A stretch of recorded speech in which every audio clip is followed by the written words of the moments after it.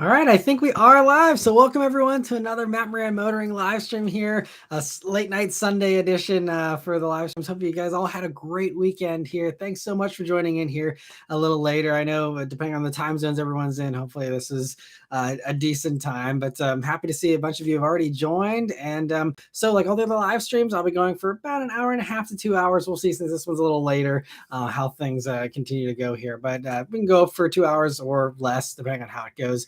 And I'll be giving priority answer to anyone who has a super chat or a super thanks, as well as anyone who is also a member with their little green badges there. They'll all get priority answering. So great to see so many of you have joined in.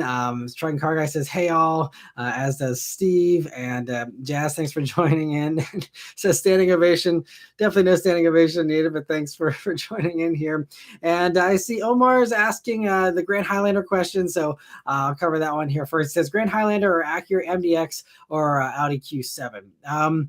They're in different classes. So, as far as if money is no object, I actually haven't driven a Q7 in a long time, so I can't weigh in on the Q7. Assuming, again, that's going to be the most expensive one, have probably the most tech, could presumably be the nicest of the bunch. Grand Highlander is going to have the best space of the bunch and the best fuel economy of the bunch.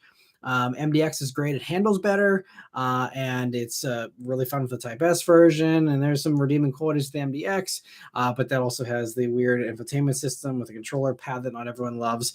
So it's really going to come down to, what each person likes. Personally, if it were me, between those three, I mean, if you're just looking for a family hauler, I think the Grand Highlander does it the best, just because you don't need to have the best handling.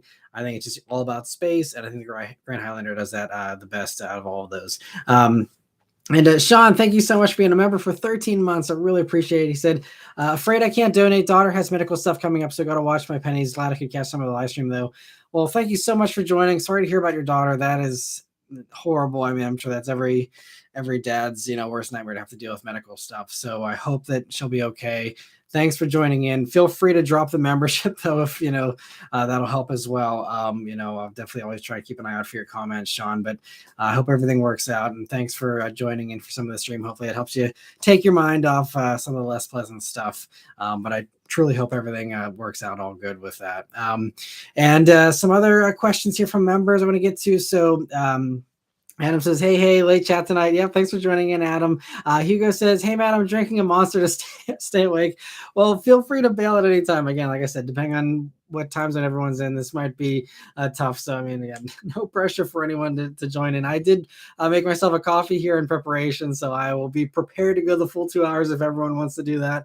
But if everyone wants to call it a night earlier, that's fine too. But anyway, other questions here. Sean says, thanks, Matt. She'll be okay. Well, that's great to hear. And yeah, that's having a daughter myself. Again, that's like the last thing you ever want to, have to worry about. So I'm glad she's going to be okay though. Kyle says, hi, everyone. Thanks for joining in, Kyle. And let me see some other questions here. I saw Dylan asks, any plans for the Bullet? No plans really, aside from swapping tires. The tires will not pass inspection in October when the car is due for its PA inspection. So going to switch to a high performance all season tire instead of the summers that are on it currently, just because sometimes, primarily these days, the car is an airport runner where I just basically to go back and forth to the airport in, because I, typically with the press loans, they always seem to be swapping them over one of my 2 or 3 day press trips that I go on. So the Bullet is usually the car I always have to take to the airport most of the time.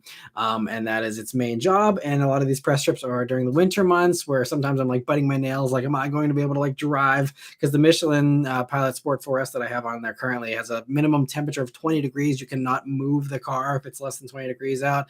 And there's been some times where it's been 20 and it's been sitting at the airport. And it's gone down to 19. And Michelin's you have to make sure it warms up, to a normal temperature before you move it again. It's all these extra things. Again, probably not the end of the world. I probably don't have to be OCD about that, but I want to take good care of the tires. So I've always been a little nervous about some of those instances. And also just driving on summer tires in the winter is a bad idea. It's a stupid thing to do. I only do it whenever it's actually dry out. If it's wet or anything, then I make other plans, especially if it's going to be snowy or anything. But so anyway, all season tires will remove all that stress and allow me to drive the Bullet whenever I need to. Obviously, I still want to spare most of the salt and abuse, so I'm not going to drive it in the winter. If I can avoid it, I will still be driving Beth's Mach-E for basically anything other than airport runs, but it's just too inconvenient to make her drive an hour round trip to drop me off at the airport. So that's just something I do on my own. So anyway, long answer, but that is the only plan for the Bullet. Otherwise, I love it stock. It's great the way it is. To me, it's perfect. And yeah, so I don't need to do anything to it. But thanks for the question. And Wheatman, thanks for joining in as well. And John Gargeist, I hope she feels better soon. Yeah, definitely. All the well wishes to Sean's daughter there. Wheatman says, will the Genesis G70 survive after the Kia Stinger goes out of production? It's funny you mentioned that. This past week's update, I wasn't able to get all the stories I needed to get because I was honestly on a time crunch to finish that one because I did a little weekend trip here this weekend, hence the late live stream. But so I missed the story. There was a story, and we can discuss it here. We can kind of try out the live weekly update thing that we talked about last week with live interaction on these news stories. So Genesis G70, it sounds like there was supposed to be a new generation. It was halfway through development, and according to the Korean car blog and a few of the other Korean sites, they have supposedly, it's not official, but they've supposedly canceled development of a next generation G70. Supposedly it was going to be all electric anyway. So for some people, then they're like, well, who cares if it's not coming? But that was the plan. Now, Genesis has committed to always having sedans in the lineup, but they could be, the big stuff, just the G80 and the G90 exclusively. So it sounds like G70, if those reports are true, will not actually happen for a new generation. And as far as the current generation, it was always kind of strange when they said that it was going to stick around because that factory does, like you said, Stinger and G70. So if Stinger's going out of production, you would assume G70 would as well. I guess they got to take it over the whole factory or something. But surely they have better uses for that than having that one factory do just G70 or try and find something else that's similar enough. Because with factories, you typically want to have stuff on a similar platform. It doesn't have to be the way. There's a lot of other factories where they do have two totally separate products going down the line. But typically it makes sense to combine that stuff. So, I was kind of assuming that G70 would go out of production anyway. But this kind of, according to these new reports, sounds like there is no new generation coming. And that means current generation, I would assume, would also be on its way out. They have not made any announcements. But it seemed like they weren't super far along with the next generation. So maybe they have planned to just do only G70 production at that factory for another year or two. Again, we will see. Maybe they'll surprise us. But yeah, I wouldn't count on G70 sticking around much longer, which is a shame because every time I see one still, especially the refresh version, they look so good in my opinion. Still a phenomenal performance bargain, especially used. I just went through and updated my dad car list, which is like 4-door stuff that I would buy if I needed something other than the Bullet to drive our daughter around. And I like having a running list of like at each price point, what would I buy? And G70 is on that list, and they've come down. They continue to come down. I think now you can get a nice G70 for like 25-ish. Although it's not as good. Another little fun update, the Alfa Romeo Giulia, those continue to drop even with used prices kind of dropping off in some areas, but some other cars are holding strong. Some of the other vehicles on my favorites list have held strong, but the Alfa Romeo Giulia, you can now get a nice Giulia for like 20 grand. And yes, you're taking your chances a little bit with the reliability, and I would get one with an extended warranty, but 20 grand for like a 4-year-old Giulia is a solid buy, I think. I mean, the reliability thing's been overblown. They are not these lemons that everyone makes them seem to be. If you go on the Alpha forums, it's pretty solid across the board, especially if you don't get the first model year of production. And that at 20 grand, like all day, if that's all I wanted to spend 20 grand, go buy a Giulia, done deal. Don't even think twice about it. Don't worry about any competitors. Giulia is going to drive the best for $20,000 right now, in my opinion. So, anyway, sorry for the tangent there, but thanks so much for the question, Wheatman. Gabriel, though, sorry to make you wait for your super chat. Thanks so much for the super chat. He says, love your channel. What are your thoughts on the 2022 Jeep Grand Cherokee? I did do a full review on one. It was, I believe, an Overland V6. So if that helps you at all, definitely check out that video. We even did a full in-depth interior review with Beth and give all our thoughts on that. So 2 separate videos there. As far as updated thoughts, I think I still have the same opinion I had in that video. And my conclusion, to save you some time if you don't want to watch all the impressions on it, the bottom line is Grand Cherokee is expensive for what you get. Really expensive for what you get. And so at the end of the day, to me, I can only justify the Grand Cherokee to someone who's actually going to use the off-road capability.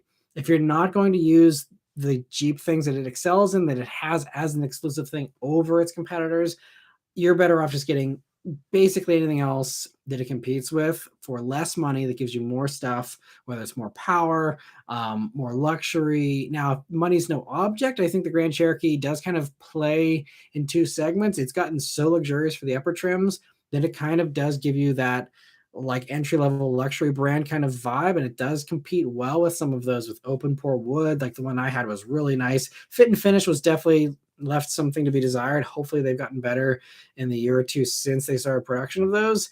So I would definitely like, push on all the body panels on the inside, the interior panels, if you're buying one, because they were squeaky and loose on the one that I had. But as long as everything's screwed together well, I think a loaded Grand Cherokee could be a really nice upgrade over even like an RDX or something doesn't have an interior that nice. So again, it comes down to what exactly you're looking for out of the Grand Cherokee. My thoughts are most of the time, unless you want that $70,000 one or you want the offered capability, you're better off getting something else for 50 grand that's way cheaper and better performing, and just better in a lot of ways. So that's the bottom line for me on the Grand Cherokee there.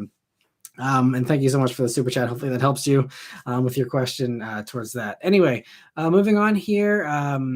So Hugo says the Land Cruiser is going to be a serious competitor with the Bronco and Wrangler. Nice design. Yeah, it's interesting. I was talking to all my other journalist buddies on that reveal event this past week, and some of them think that they kind of missed the mark. Like they should have done removable doors and removable roof, like you get on all the Bronco and the Wrangler stuff. And it's like, I don't, Toyota considers them to be competitors. So it's like they were going after them, and the styling suggests they were as well, but they didn't go as far. So I think it'll be a better choice for someone who doesn't need that stuff, because I'm assuming, the Toyota is going to be safer because it actually has, solid doors and has, better roof structures and all that than the others that just have roll bars and that's about it and are a little more top heavy.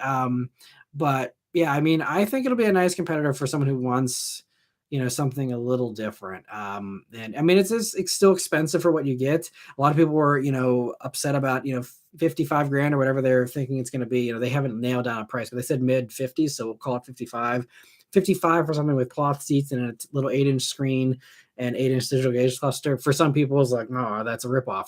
But then you look at what you get for a Wrangler for 55, and it's basically the same thing. Same thing with a Bronco. Like it, I guess you can get one a little cheaper, but at the end of the day, when everyone's walking out of the Jeep showroom, they're all paying over 50 most of the time, unless you're getting some kind of crazy lease deal or something. So I think that they're on point. It's going to be a Bronco and Wrangler competitor that's actually reliable, which, I mean, actually for that crowd is a huge selling point, especially even more so than the typical Toyota selling point of it's reliable.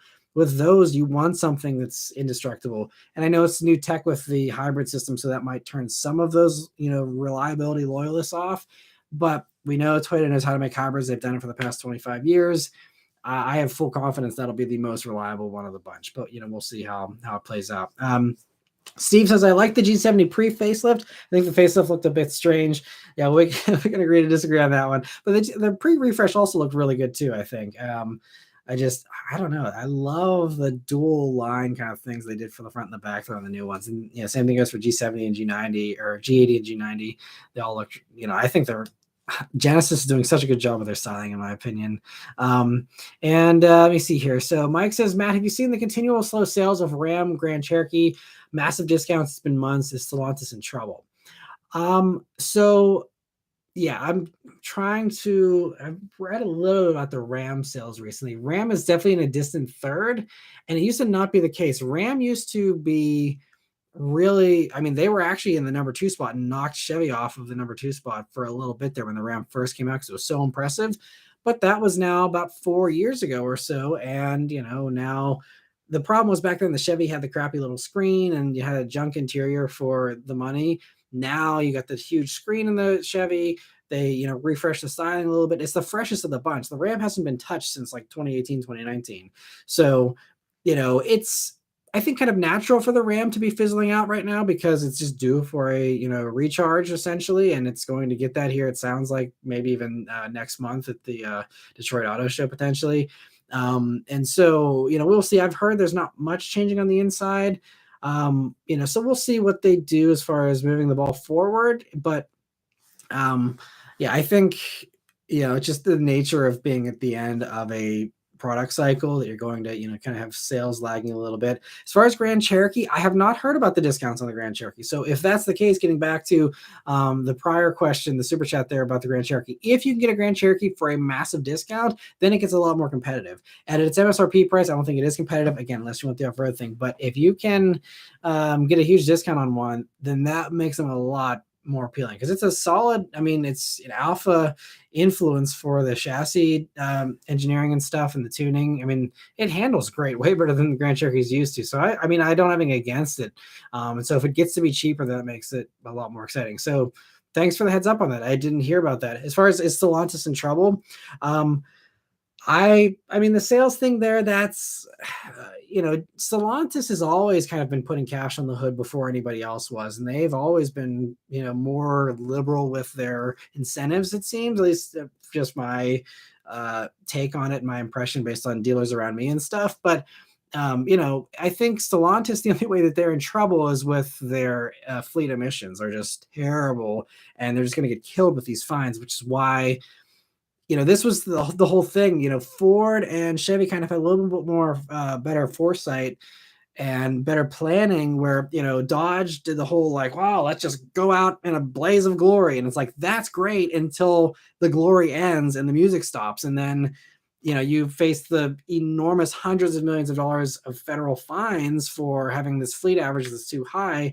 And Ford and Chevy are managing that a little bit better, especially Ford, but Chevy as well, with especially these days Bolt being so well sold. But Ford said all along, the reason why we're doing Mach-E is to keep the gas V8 Mustang around. And as we just covered in this past week's update, now they're saying we'll keep the V8 around as long as regulations will let us. And they have that luxury because of the Mach-E. The Mach-E lowers that average. Every time you sell an electric vehicle, you get that big discount so that you can justify 5 more V8 Mustangs. So, that was kind of another one of the things for me as a Mustang fan. Not like I bought the Mach-E and we got the Mach-E. The Mach-E was just the best choice for us, but that was a cherry on top to be like, I'm actually helping the V8 Mustang cause by getting a Mach-E, because that helps lower their fleet average so they can do the fun stuff. So they can do the Raptor Rs and they can do all the crazy stuff, because if you have the two polar extremes, they average out to a decent level.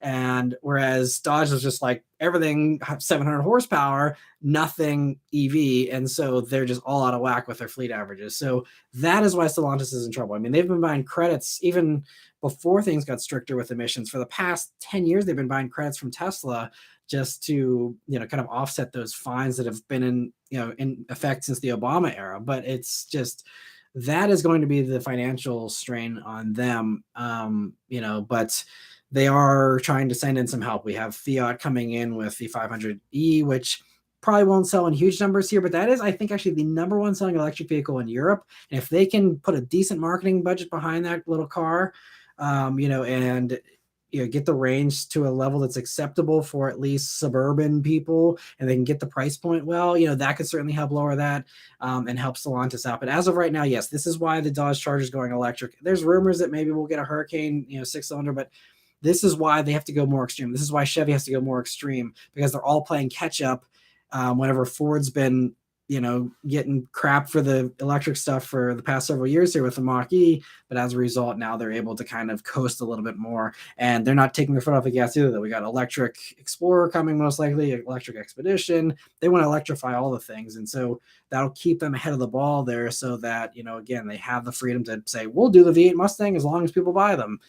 And I just think Ford had smarter planning. It's, right now Dodge has everyone, they got the brownie points from all the enthusiasts, but I would rather see a long-term thing like the Mustang, where we see the V8 continue on for a long time versus going balls to the wall for, a couple of years and then having to shut the show down. It's just different ways of doing things. But anyway, another long tangent, but that's why I think Stellantis is definitely in trouble.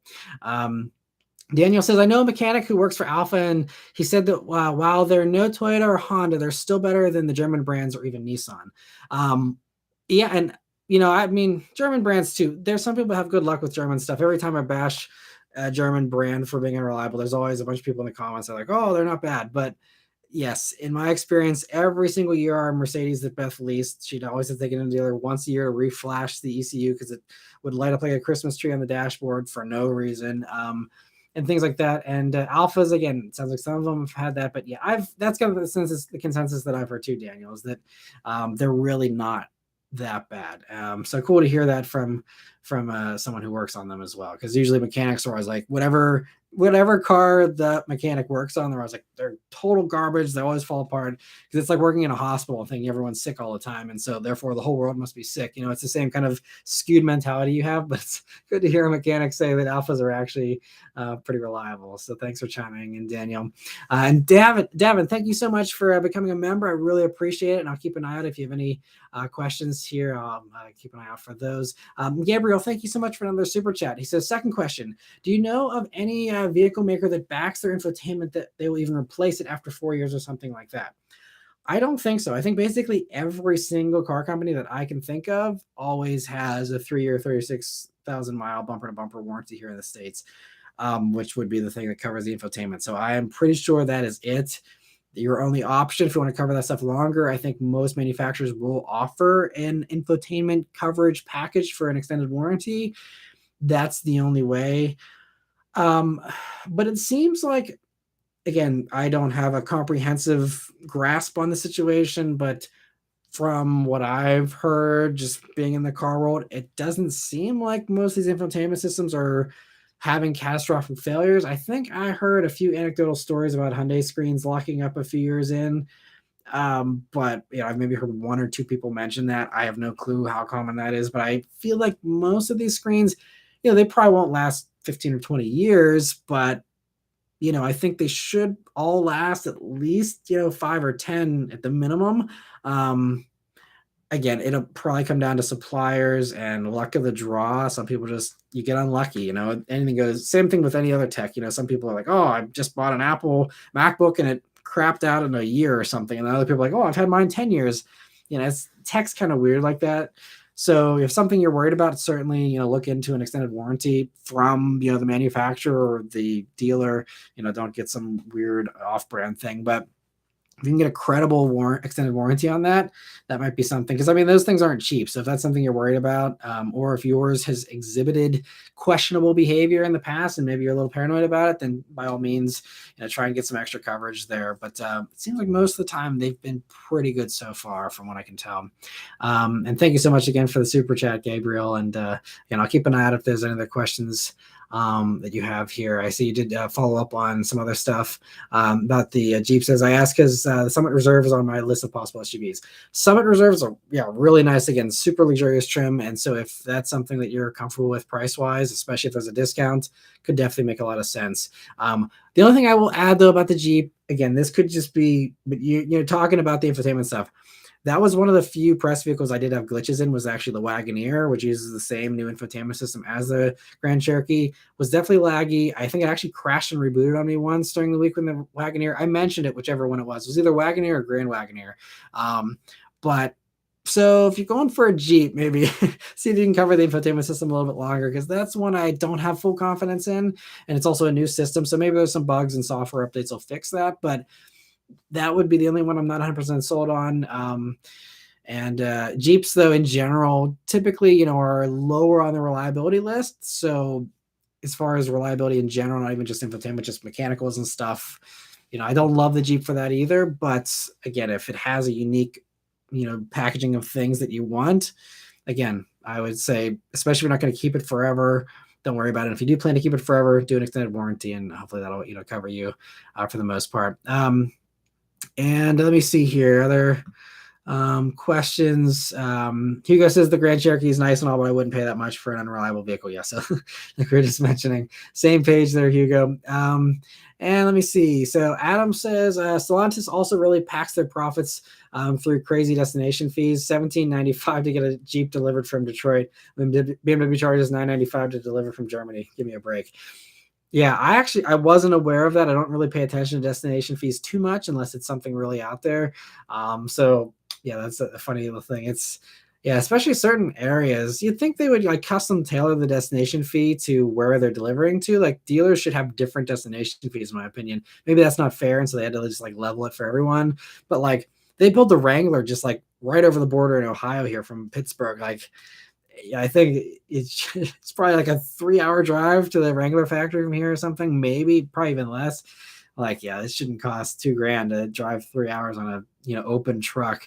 But yeah, it's funny. So let me see. Daniel, thank you so much for the super chat. He says, hey, will the CT4 and CT5 get updated interiors? Yes, it seems like they will, because if you look at the XT4, just got a refresh. I covered that a little while back. That just got some new screens, kind of similar to what you get in an Escalade, not quite that high end, I don't think, but similar type of thing with, big, huge high res screens.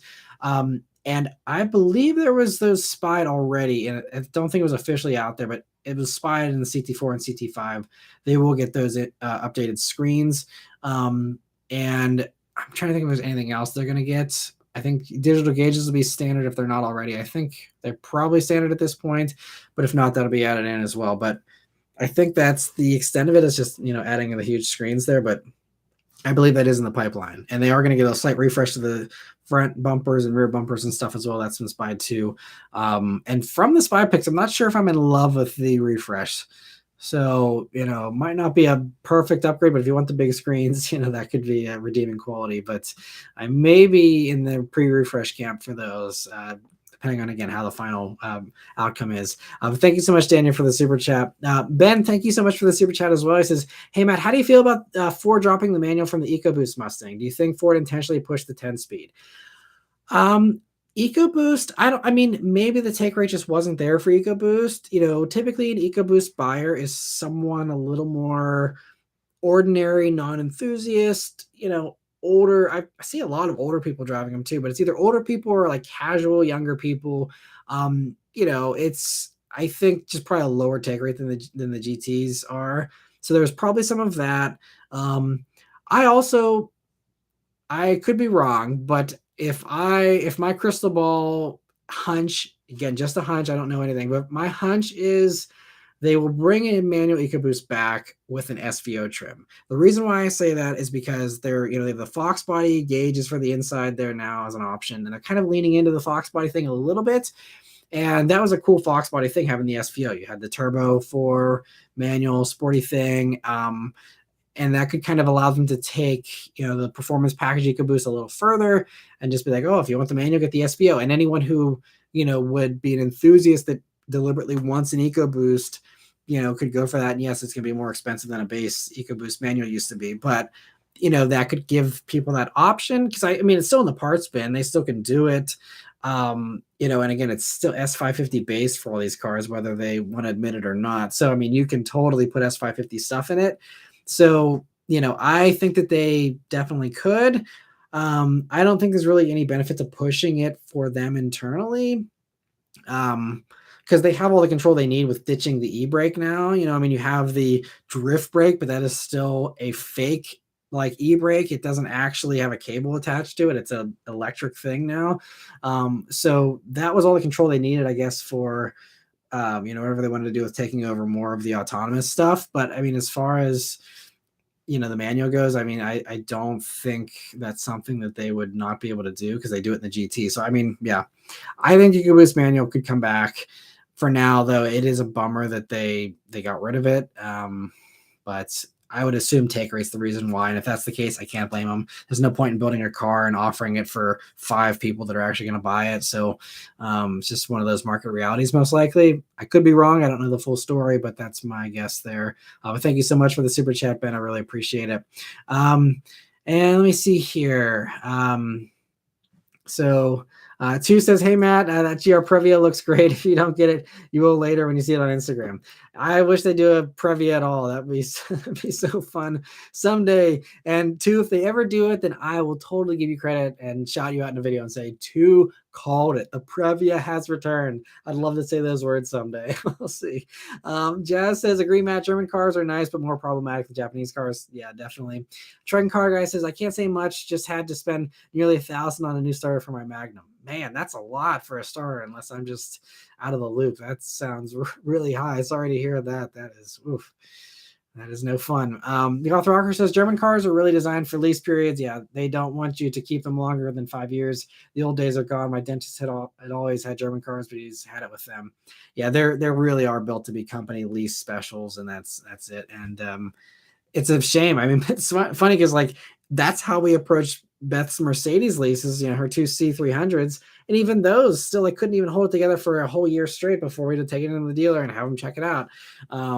And so even with that, like a brand new Mercedes lease, and they still every single year, it was bizarre with that C300. I think I mentioned it in past live streams, but her C300, it was always in the summer, and it always happened to be whenever we drove through the city of Pittsburgh, which we don't do that often. It would always be like we hit a bump on an expansion joint in the city of Pittsburgh on a summer day, and that's instantly like, yep, we're going to trigger all the lights. It was the most bizarre thing. That car had a quirk to it. I don't know if it was possessed or or what, but it was like that was it only ever did it. Like I should have just not driven through the city in the summer in that thing, but that was the only reason. Like for some, there must have been a loose cable or something. It got pinched every time we hit a perfect bump, and just made everything go haywire. It was so funny. Anyway, Kyle, thank you so much for gifting those 5 memberships. I really appreciate it.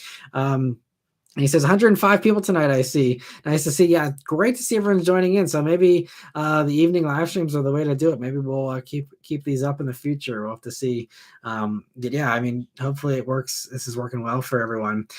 Dorian, thank you so much for the super chat. He says, would you ever consult on a new car purchase? I need your brain.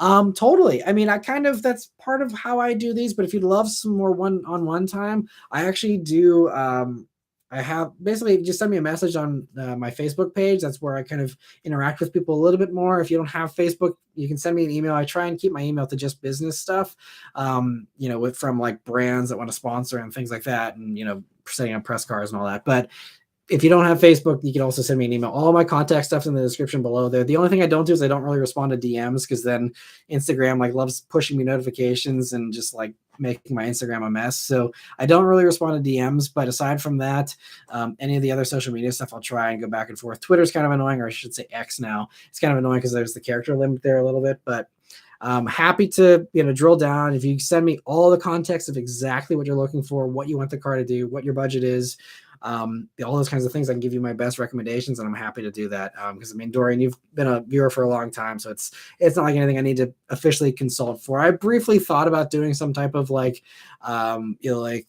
pay per session kind of like professional advising, but I can keep it casual, and it doesn't have to be a big thing. If it got more popular, maybe I'd start charging for it, but it's usually not that many people that are wanting to pick my brain on that stuff. So I'm more than happy to just send me a Facebook message or something, and we can go through it. And thank you so much for the super chat. Raphael, thanks to you so much for the super chat as well. He says, I've been quietly hanging out, but can't stay long. I get up at 4:30 a.m.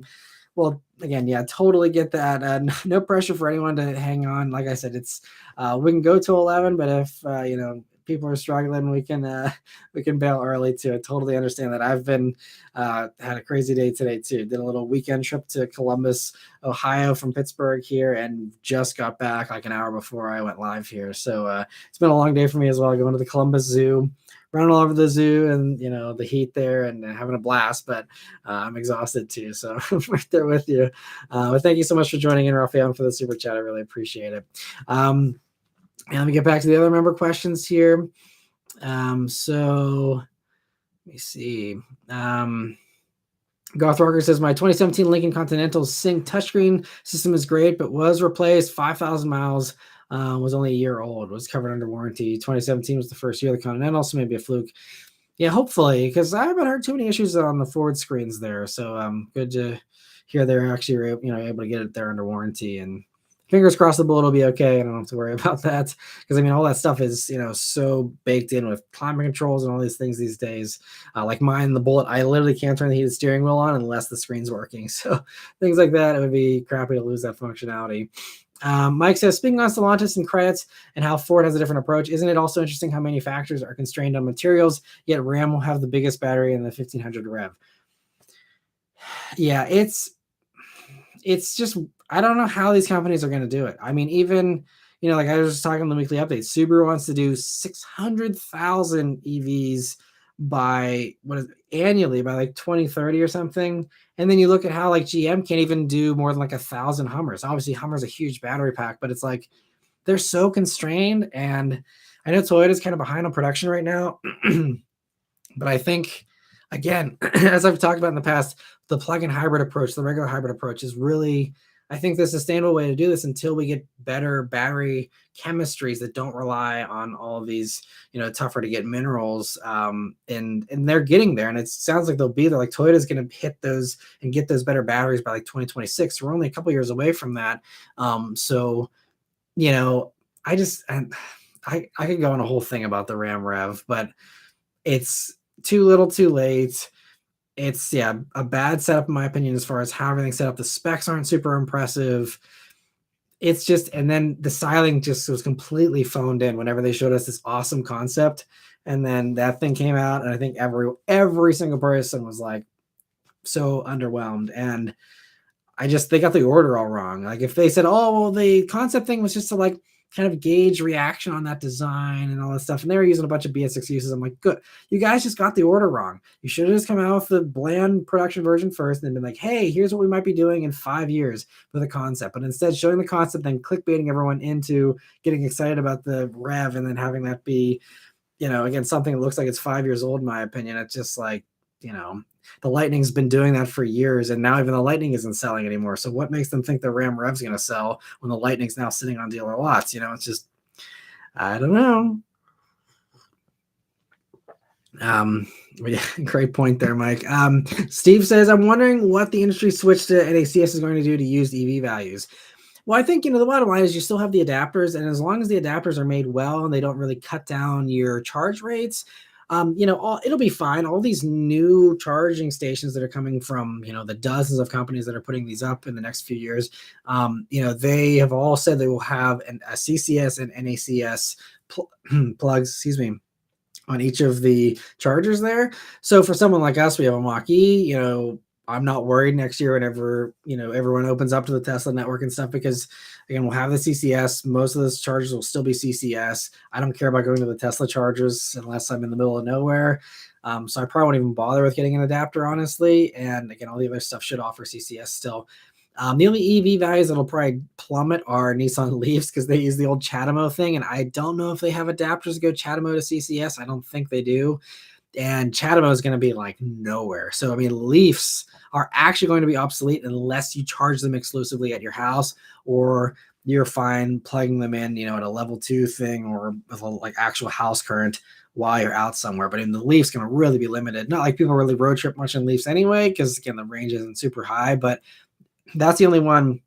Leafs will probably be borderline worthless, sadly. And I've heard good things about them. I've never driven one, but that's the only one I can envision really just getting completely wrecked by that switch. But everything else that CCS should be good for a long time. If they're putting in brand new CCS chargers that have the NACS thing, in the next couple of years, and then those will certainly be there for another 5 years after that. Someone who like buys our Mach-E secondhand, they can probably drive it another at least 5 to 10 years without ever having to worry about even having an adapter, let alone, worrying about being able to charge it. So I think it should be good. I know, the Mach-E, the value on that's just plummeted in the past few months just because of the Tesla price wars and stuff going on. That Mach-E that we have, I think now I think I saw it's worth like around 40 with like 5,000 miles on a Mach-E. We paid 51 grand for last year. We did the Ford option thing. So thankfully this was always in the back of my head with, EVs have always typically depreciated fast. And yes, we were in this hot phase for a while where I was like, oh, well, they're holding on their value. And as up until a few months ago, we could have flipped it and not lost any money at all. But then all of a sudden it just like got decimated whenever Ford flooded lots with Mach-E's, and dealers are now turning down allocations because they have so many of them. So now they're cutting discounts on them. And you have the Tesla price war stuff. It killed the Mach-E value. But that's why thankfully we did the Ford option thing, which is basically a lease, but you purchase it. So you get the tax credit, but it's a balloon finance thing. If you don't want to pay that balloon finance at the end of the term, then you give the car back to Ford and you walk away, which is what we'll probably end up doing. If the value doesn't come back up, then we will just walk away from that whenever we're done with the lease term here. So I think right now, definitely because everything's in such a chaotic early phase, especially if you have, I think the thing that'll kill the EV values the most, sorry for the long answer here, but if Toyota actually does what they're saying they're going to do, and they're saying 2026 they're going to have these 600-mile batteries with this new chemistry, and everyone else is talking about solid state batteries, even Nissan says they're going to have solid state batteries, at least in an early production thing by 2026, that is going to be the real killer. Because if you can pick up a Toyota EV with 600 miles of range and it's, maybe 50 grand or even 60, why would you want something with, like, our Mach-E has 228 miles of range? I mean, no one's going to want that if you can, especially at a decent price. I mean, obviously if they're way cheaper, then sure. But, if they have this enormous leap, exponential leap in range in the next few years, these EVs are all going to plummet. So I highly recommend, unless you really want the tax credit, I would say lease. And with the leases, they often discount your lease residual thing by $7,500, give you that discount right off the bat, which is great for people who aren't qualifying for that anyway. I just say lease EVs. Do not buy them, because it's just way too early days to know if it's actually going to be a good investment. And I'm like any car, it's probably not going to be a good investment. So Mike says, Farley saying no massive batteries to spread out the production capability for cafe purposes, you would think, as well as not losing as much money on an EV. Yeah, I think it makes sense to kind of spread out the battery resources. Just again, trying to play the long game instead of trying to be like, woohoo, look, we have this massive battery pack and we can build 5 of them. It's like, great, that doesn't help anybody. And it's also not very green either, if that's what they're trying to market it as. Snowman says, I think MBMWs are held to a higher standard. It seemed to last a very long time. Getting back to the reliability thing. I think mechanically the German stuff is usually pretty solid. I mean, sometimes it's a little over-engineered and overcomplicated, but the core stuff, BMW motors are really solid, for example. It's just the electronics is the thing I've always seen. Even my days of working at a Porsche, Audi, and BMW dealer, and even working at used dealers that had those vehicles that were older on the lot, it was always electronic stuff. Sorry, like you'd have batteries going off in the middle of the night, because they die and the alarm's going off, and you have random cars just acting like they're possessed. That was always the stuff I saw with German stuff. Mechanically, they usually were pretty good. I mean, some of the stuff was a nightmare, like the last generation, not the current one, but prior generation A4s, like had a horrible, I think it was a timing chain design, which they just would pop at like 100,000 miles no matter what you did. There was definitely some questionable engineering there, but I think generally the German stuff seems to be pretty well engineered. It's just the electronics in my experience. And let me see other member questions here. Lost my place again. Trucking Car Guy says more people are around tonight. It's just great to see. Red Yoshi says, love the evening live stream, Matt. Thanks for joining in. Blaze, I appreciate it. Jazz says, I prefer Sunday evening as well. Great. Well, I'm glad to hear the feedback. Sorry, it took me a few minutes to get to that there, but thanks so much. I'm glad you're all enjoying the different time here. It's fun to switch it up a little bit. And Fook says, I got a schedule change to work Sundays a few weeks ago, and today is the first day that I'm able to join. Well, thanks so much for joining in. I'm glad it all worked out for you. Two says, LOL DMs except from the basement crew. Yeah. I do get a few DMs from a few OGs and people I've chatted with for a long time, but typically I don't even look at my requests and stuff because it just ends up getting to be a mess for that inbox. Frosty says, hey, Matt, how's your family doing? They're doing great. Thank you for asking. I just had a fun little weekend getaway here. Went to the zoo and stuff, and it's always a good time doing family stuff. So thanks so much for asking. Jazz says, it is none of my business. However, if you consult for personal advice on car buying from Matt or on a one-on-one basis, consider giving him money for his daughter's college fund. I appreciate that. But it's really the best thing everyone can do to support is just watch the videos if you can, if you have the time, or even if you don't have the time, put them on in the background and mute it or whatever. I mean, that is truly, just helping the channel. Is at the end of the day, that is what keeps me able to do these, is just everyone watching the videos. If people quit watching, I quit doing this. It's that simple.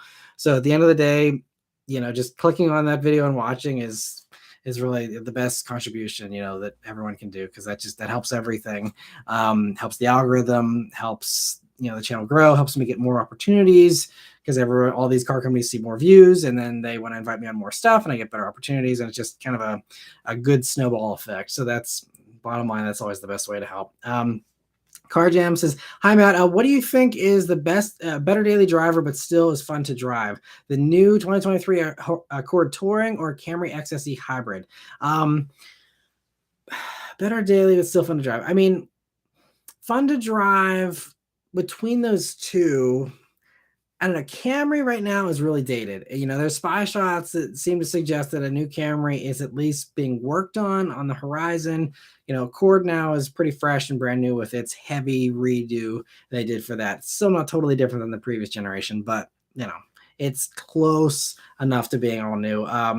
And so anyway, between those two, Accord is good to drive. I don't know if fun is the right word. It's really well engineered. It's like the steering's great, the handling's great, the chassis dynamics are great, the ride is amazing. The ride is like almost like old school Buick good. It is like super soft, but it handles really well. So they really blended both of those extremes really well. And I just think the interior is brand new and super nice. To me, in every way, and it has better space than Camry. To me, Accord is the clear winner over Camry. Now, if you want to say fun to drive in that segment, you could argue that a Camry TRD is still a little more fun to drive if that's something you'd be open to. But if you're talking XSE hybrid, that hybrid powertrain, I mean, it's fine. It'll get phenomenal fuel economy, but I wouldn't call it exciting. So I think Accord between those two, but neither of them are going to light your hair on fire. But that's kind of where I like. I think Accord is just the better. I think it's honestly my favorite midsize sedan currently.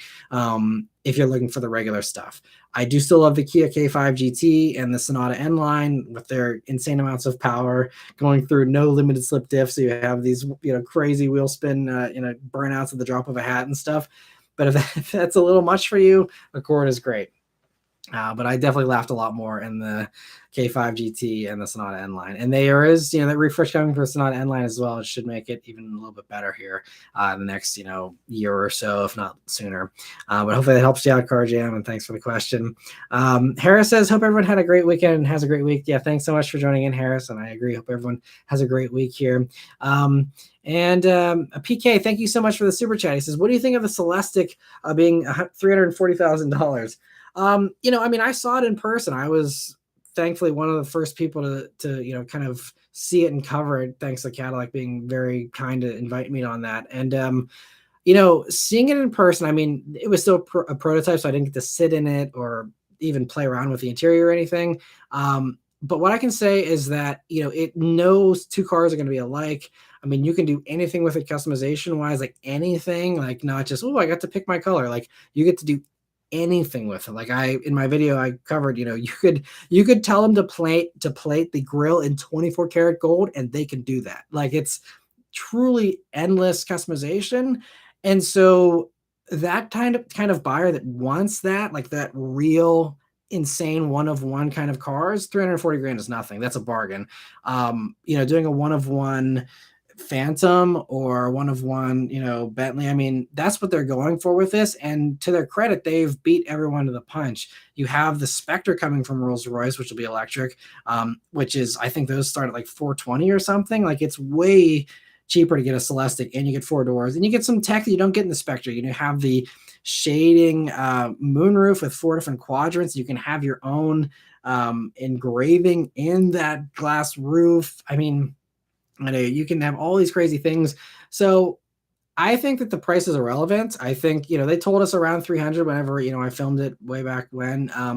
But they're not worried about the price. They're not, people that are buying those are not worried about the price, especially since it's so low production and stuff. It was never going to be a value play. It was never going to try and even be appealing aside from being impressive. It's about getting Cadillac back to a truly prestigious thing. And I mean, yes, there's always going to be people that are like, I'm not paying that for a Cadillac. I'd rather have the Rolls for 80 grand more. I'd rather have a Bentley. And for some people, the badge is everything. But there are, I think, enough rich people that don't want to have another Bentley or another Rolls Royce. They want to stand out. They want something different. And it's also, I mean, I think the main big thing for the Celestiq is Ultra Cruise, which is, it's going to be the only thing that actually can drive itself. They said basically door to door. Now, there's a few little exceptions where there will be sometimes you'll have to take over, but that is going to be the closest we will get to a true autonomous car experience. Rolls-Royce doesn't offer that. They don't even, I think they have adaptive cruise in the Rolls. That's it. Bentley doesn't offer that. They don't even have Super Cruise. So Cadillac is so far ahead. So it's one of one. It drives itself essentially, and you can truly, actually, honestly say that for the first time ever. Those two things alone, anyone with 340 grand, they'll say, take my money. If I can go through LA without putting my hands on the wheel once, take my money. And I think, that for that buyer, again, it's no problem. So I think, yeah, it doesn't even, they could have said it's 400 grand. Again, don't think it matters. I think most of those builds will be probably $500,000 anyway. So 340 grand is just like a fun, like, reference point for everyone who's not buying them. But those people, they'll just say, this is what I want. Here's a blank check, fill it out whenever you have the time. And that's kind of the way it'll go for those actual buyers. Tom, thank you so much for the super chat. He says, what's the coolest or out of a place car you have seen in the wild? Last week I saw a Rolls Royce in my city. It was like finding a unicorn. That's awesome. Coolest or most out of place car you've seen in a while? Well, speaking of Rolls Royce, just in my neighborhood, there is one of the neighbors has someone that they know with a Rolls Royce. It was I think, what was it? I think it was the Ghost, I think is maybe what. Yeah, he had a Ghost. Just parked at the end of the street. And I'm like, whoa, what is a Ghost doing in this neighborhood? But aside from that, coolest out of place kind of thing. I don't know. I mean, I think one of the fun things that I've personally contributed is a couple of winters ago, Chevy sent me a C8 Corvette convertible press vehicle on snow tires, and me driving around with the top down when it was actively snowing was really fun to be one of those like people to make everyone else do a double take. Like, what is this psycho doing? So that was kind of definitely an out of place thing to be in the middle of winter in a drop top convertible Corvette with the top down on snow tires. That was one of those crazy things. I think that's the only things that come on top of my head there. Otherwise, yeah, I haven't really seen anything that stands out to me. And thanks so much for the fun question. And let me see here. So Isaac says, buying the Bolt for low 20s after rebate isn't a bad option. Yeah, that's pretty solid. The other thing about the Bolt is the recharge rates suck, but aside from that, it's a really solid little car. I really like the Bolt EV that I had for a week, and it makes total sense. They're selling super well for sure. And Steve says the Bolt with rebates is, yeah, not a bad move. Even if it's appreciated 50% in a year, still not horrible for what you're getting. Totally agree. Especially, you can get one with the Super Cruise for the Bolt EUV.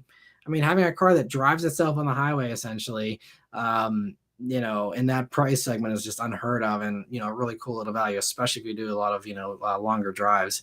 Trent Car Guy said, yeah, he thinks the Bolt was an actual smart move from GM for once. Yes, and then, of course, they're killing it right away. Unfortunately, I mean, it sounds like it's going to come back, thankfully, but it's unfortunate it'll be done here at the end of this year. And Garth Roger says, I prefer Saturday night chats or Sunday night chats during the day. Too much to do before Monday. Totally understand. And I agree, especially in the summertime here. And everyone's got things they're doing during the day and stuff. So the nighttime makes sense. And I think Sunday night kind of everyone's winding down. No one's out really doing much. So it's kind of one of those like, okay, we're just getting ready for the week. We can just all hang out here and talk cars. So this might be a golden spot here, timing wise. Maybe we'll stick to these. Because it does seem like we're certainly having a better turnout than we have had for the Sunday afternoon ones. So maybe we can keep doing this here. I'll have to think about it this week, and I'll announce in the weekly update here. But I'm glad you guys are enjoying the time here. Steve says he also prefers that. First time I'll be able to join in a few months. Yeah, that's awesome. The only thing I can say is that it is tough because it means that no one that's international, at least anyone that's, like in the UK or Europe, they're kind of out because, 6 hours, and this is the middle of the night for them. So that's the only people that unfortunately aren't able to join for the most part. But aside from that, I mean, yeah, it seems like this works really well for everyone, which is great. And Jeremy says, how's it going, Matt? This time should work well for us on the West Coast. Yeah, I mean, dinner time basically for all the West Coasters, so that works too. And thanks for joining in, Jeremy. Triton Car Guy says, once I get working, I'll try to bring the Magnum over. I should be getting a job in PA soon, so it won't be as far of a drive. Well, that would be awesome. Yeah, definitely. Yeah, keep in touch, and hopefully we can work something out there. And thanks for the offer again. Steven says, hi, Matt. My wife and I are expecting a baby girl in January of 2024. Do you have any tips for new parents? Well, first off, congrats. That's awesome. Very, very exciting. So as far as tips for new parents, I mean, I'm far from parenting advice giver, really. I mean, I just I don't know. Let me take a sip of coffee here and think this over. Um, I mean, I think, you just have to everyone has different parenting styles, so it's really I don't want to weigh in with, like, how I did things, because it's how I did it doesn't mean it's how everyone should do it.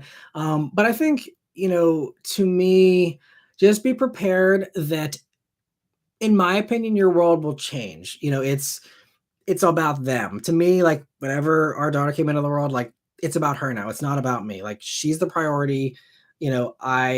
I don't go to car shows as much anymore. I don't do all these things. And now she's getting older, I can do some of that stuff again. But especially for those first, few months and stuff, it's tough to get out of the house. It's tough to do things. And you're just really obsessed with them too. And like I would rather be hanging with my daughter than going off and doing something I used to do before I had a kid. Now again, that's not everyone. Some people still go and do their normal things and do all their hobbies and stuff. But me personally, I kind of gave up some of those things that I don't do anymore because I would just rather be hanging with my daughter.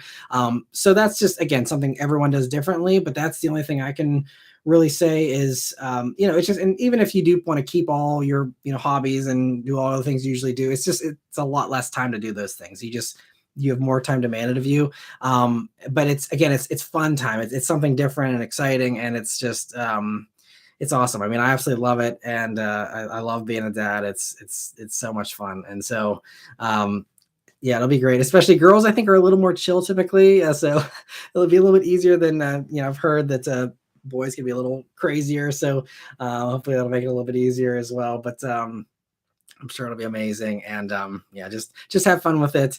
But I would just, enjoy, up until January here, get all the, crazy late nights in of, going out and, whatever it is you like to do, go out and have, some extra fun there.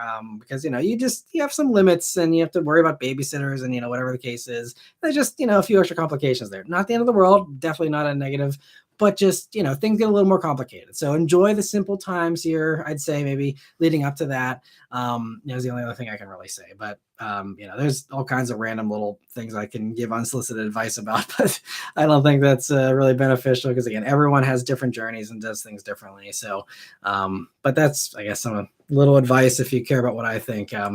Hopefully that helps. But feel free if you have any other more specific questions, I can be more than happy to answer them as best I can. But again, I'm far from an expert.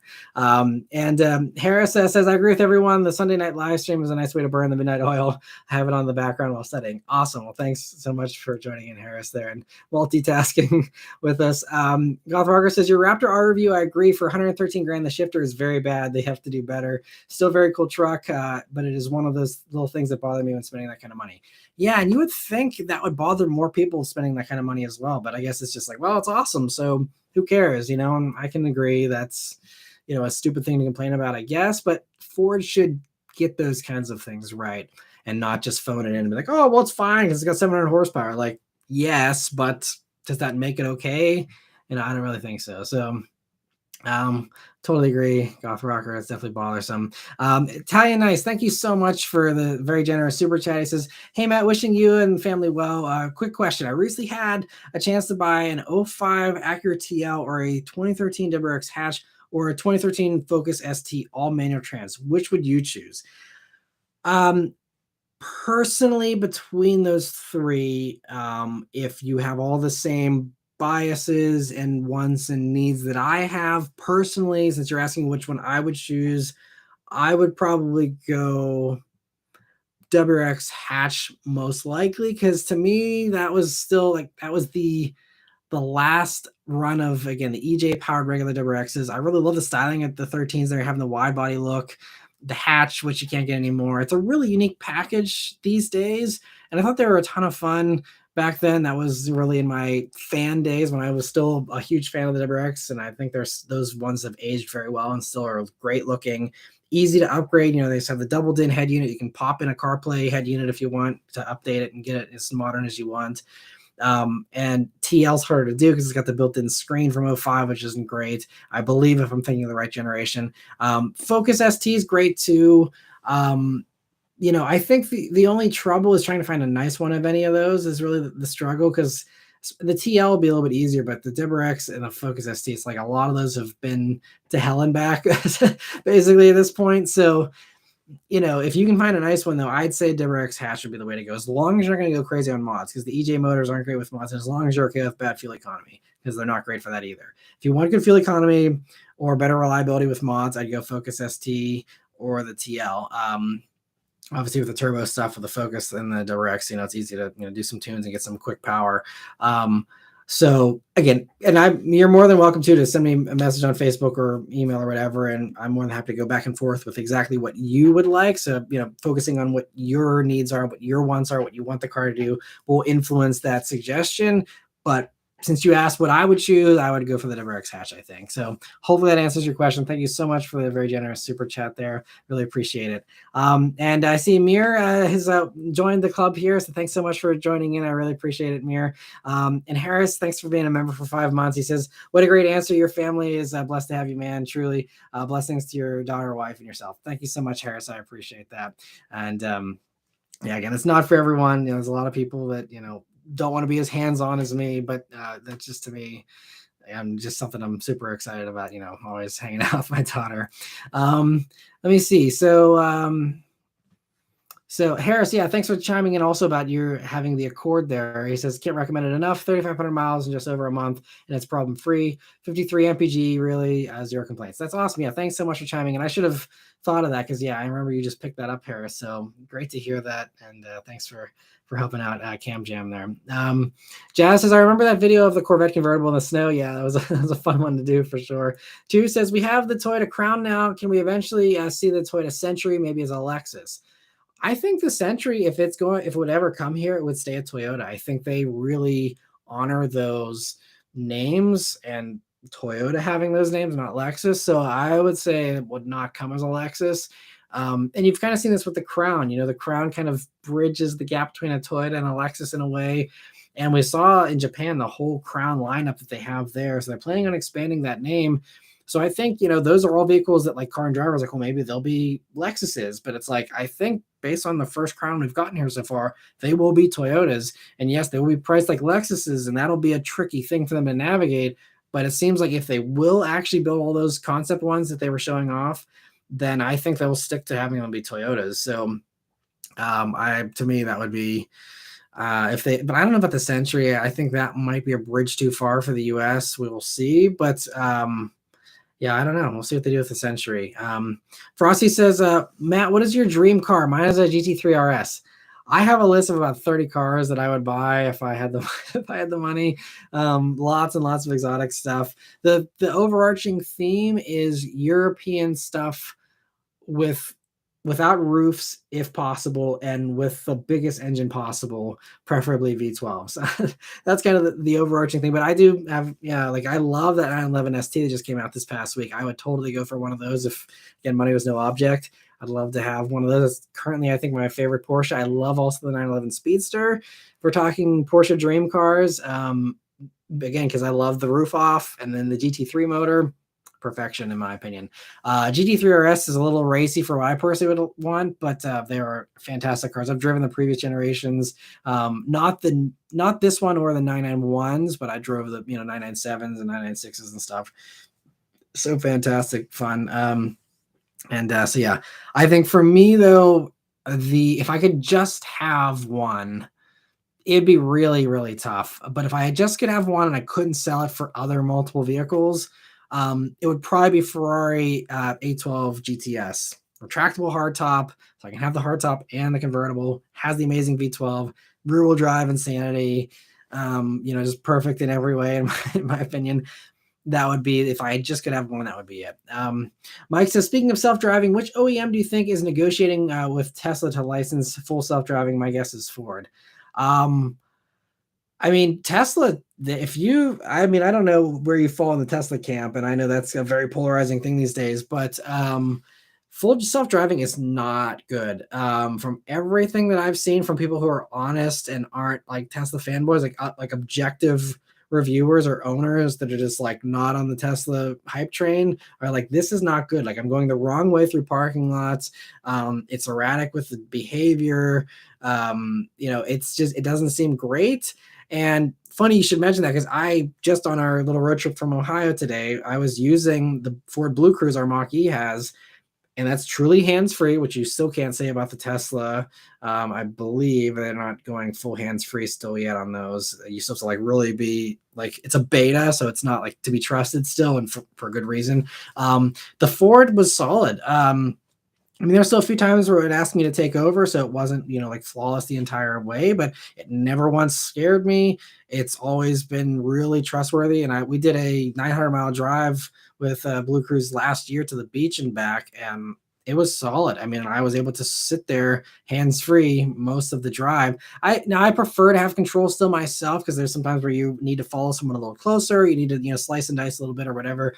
But whenever it's like chill highway driving and you don't need to do a ton of passing or hands-on stuff, I love Blue Cruise. It's amazing. If you haven't ever done a road trip with a hands-free vehicle like Super Cruise or Blue Cruise, the difference between being up like this, and even if you're not doing much, just the difference between this and like having your hands on your lap, it's a game changer from a refreshment standpoint. Like, you use so much less energy because you don't really think about it whenever you're doing all these micro corrections. But whenever you're just doing these little tugs, and you're doing this for 2 hours straight or 4 hours straight or whatever the case is, like that does, I mean, it's a first world problem. It's not the end of the world, but it consumes calories versus having your hands just sitting here and just sitting there and watching the road. Like, it really, all the times I've done long drives in Super Cruise as well, we did like a little drive to Cleveland and back, which isn't far. It's like two hours or so.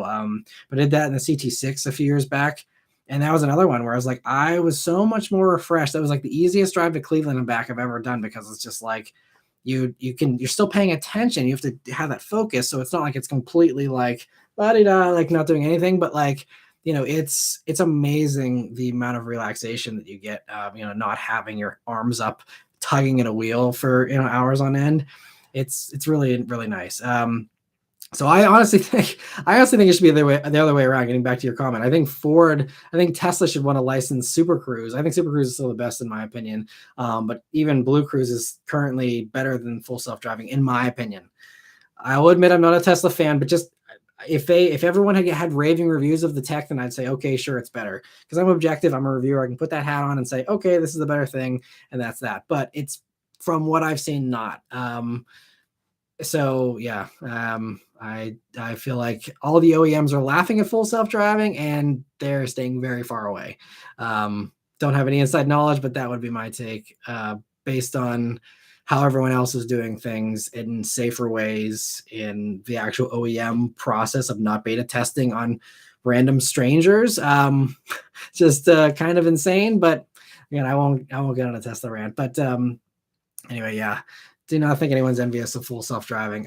Red Yoshi says, Matt, if you ever want to review another Fiesta ST, I got you. I'll always come make a drive. It was awesome hanging out last time. Well, thank you so much. It's been great hanging out with you in the past, Blaze. And I appreciate that. Yeah, Fiesta ST would be a fun one to revisit someday. I'm not sure if you have any mods on yours, but the one I did was stock. So, I mean, that could be fun to do like a modded one someday. But there are some of those videos, and I've had some comments recently on some of my old reviews of people being like, I'd love to see you revisit this. And there are some that I want to redo. For example, like a C5 Corvette. I mean, I did that one like 10 years ago, and I kept comparing it to the BRZ because that was one of my only reference points back then when I was in my early days of, I hadn't driven everything under the sun.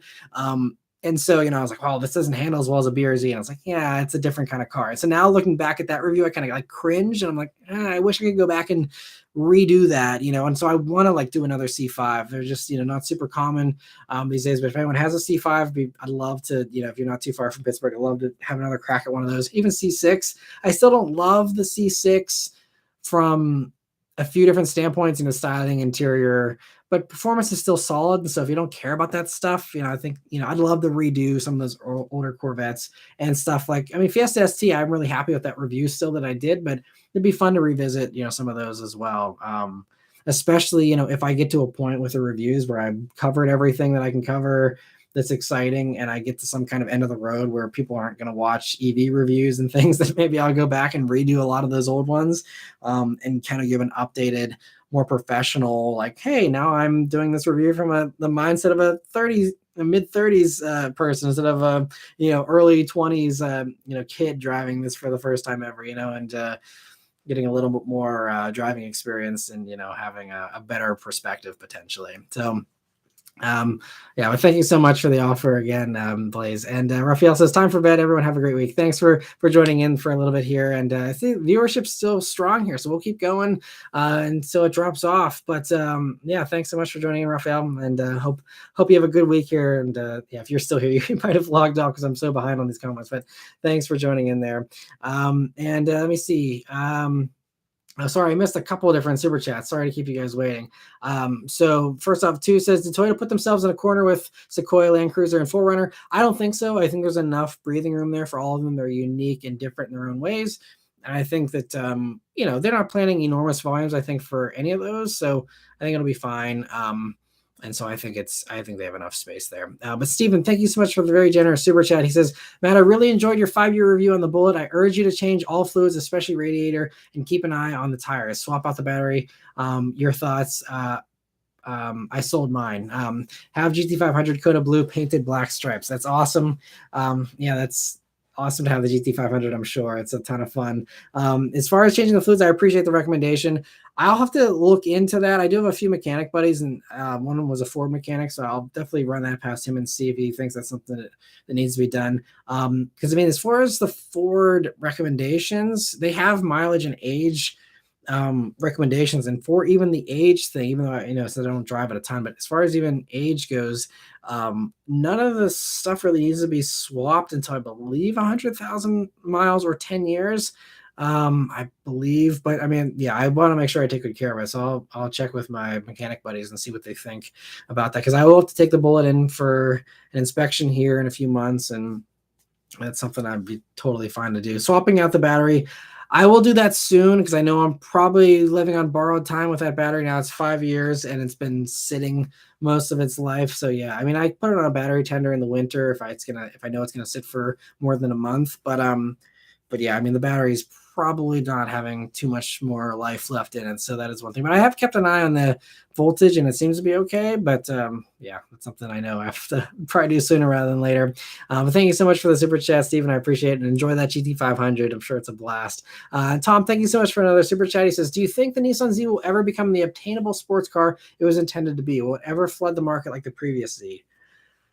I don't know. We'll see how Nissan plays it. I think there's a potential there that it could. I think a lot of the hype has sailed, and I think now, it's going to be the ball's in Nissan's court. They've shown that they are, dropping the ball with the manual and the Nismo. We just have the automatic on that.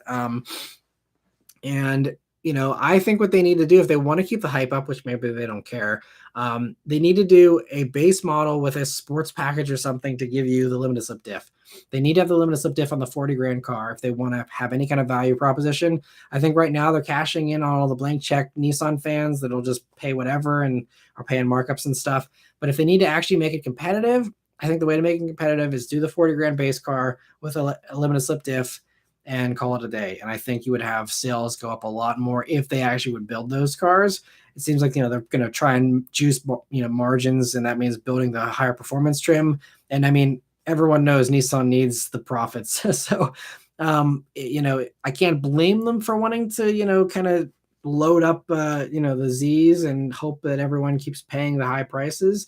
But I think there will come a point where all the diehard people have already wrote their blank checks to the dealer for, some hideous price tag for those, and those buyers will come to an end. And then it's like, well, now what do you do? And I think, there could be a second stage of appeal with, again, bringing the price point down, and making that base model better. And then beyond that, they could flood it. But I think car companies have wised up. I don't think anyone wants to flood any lot with anything anymore.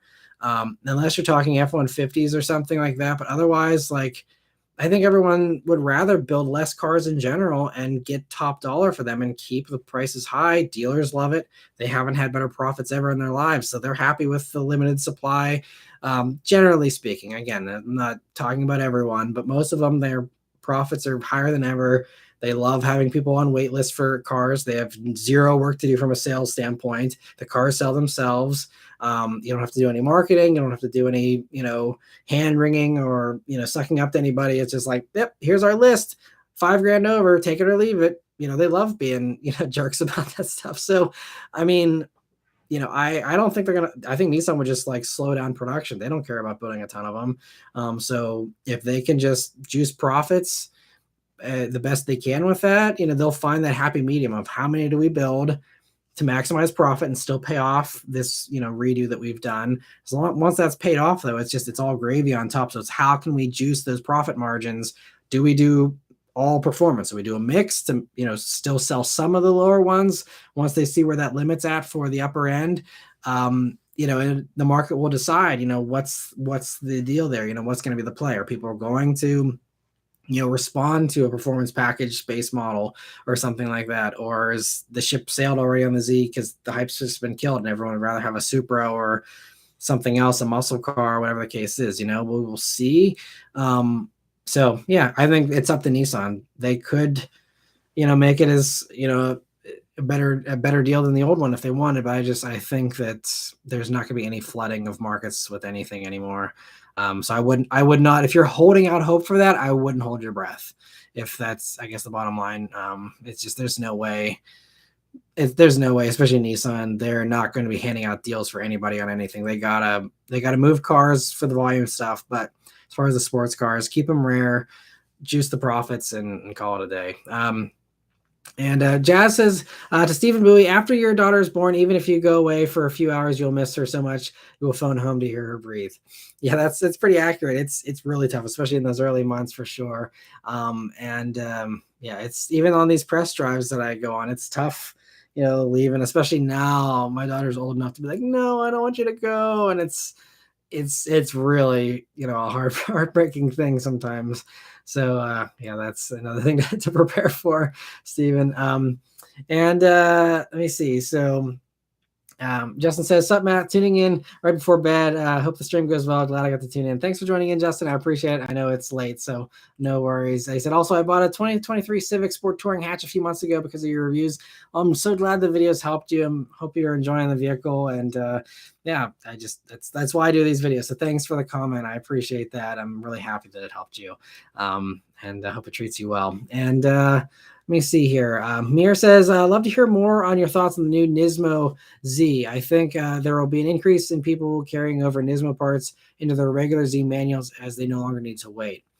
Yeah, there's definitely going to be some of that. I think, the Z's always been a tuner special in a lot of ways. And I think for that, it's really going to be, a lot of people are just going to the aftermarket. And I mean, it's not hard. Like, I'm talking about a limited slip diff and a base model, but you can buy a base model and do that yourself, and it's just that Nissan's missing out. They're talking about, profits, you could juice that margin. I don't know, again, what the payoff is as far as offering that package and doing the R&D and then putting it on the assembly line and the complication of that. Maybe it just doesn't make sense for them, but I would think that they would rather sell you a limited slip for $2,000 versus you doing it yourself for $1,500 or something, So, I mean, yeah, I don't know, but yeah, you're right. And I mean, I haven't seen the new Z. I haven't driven the new Z as far as the Nismo version, I should say.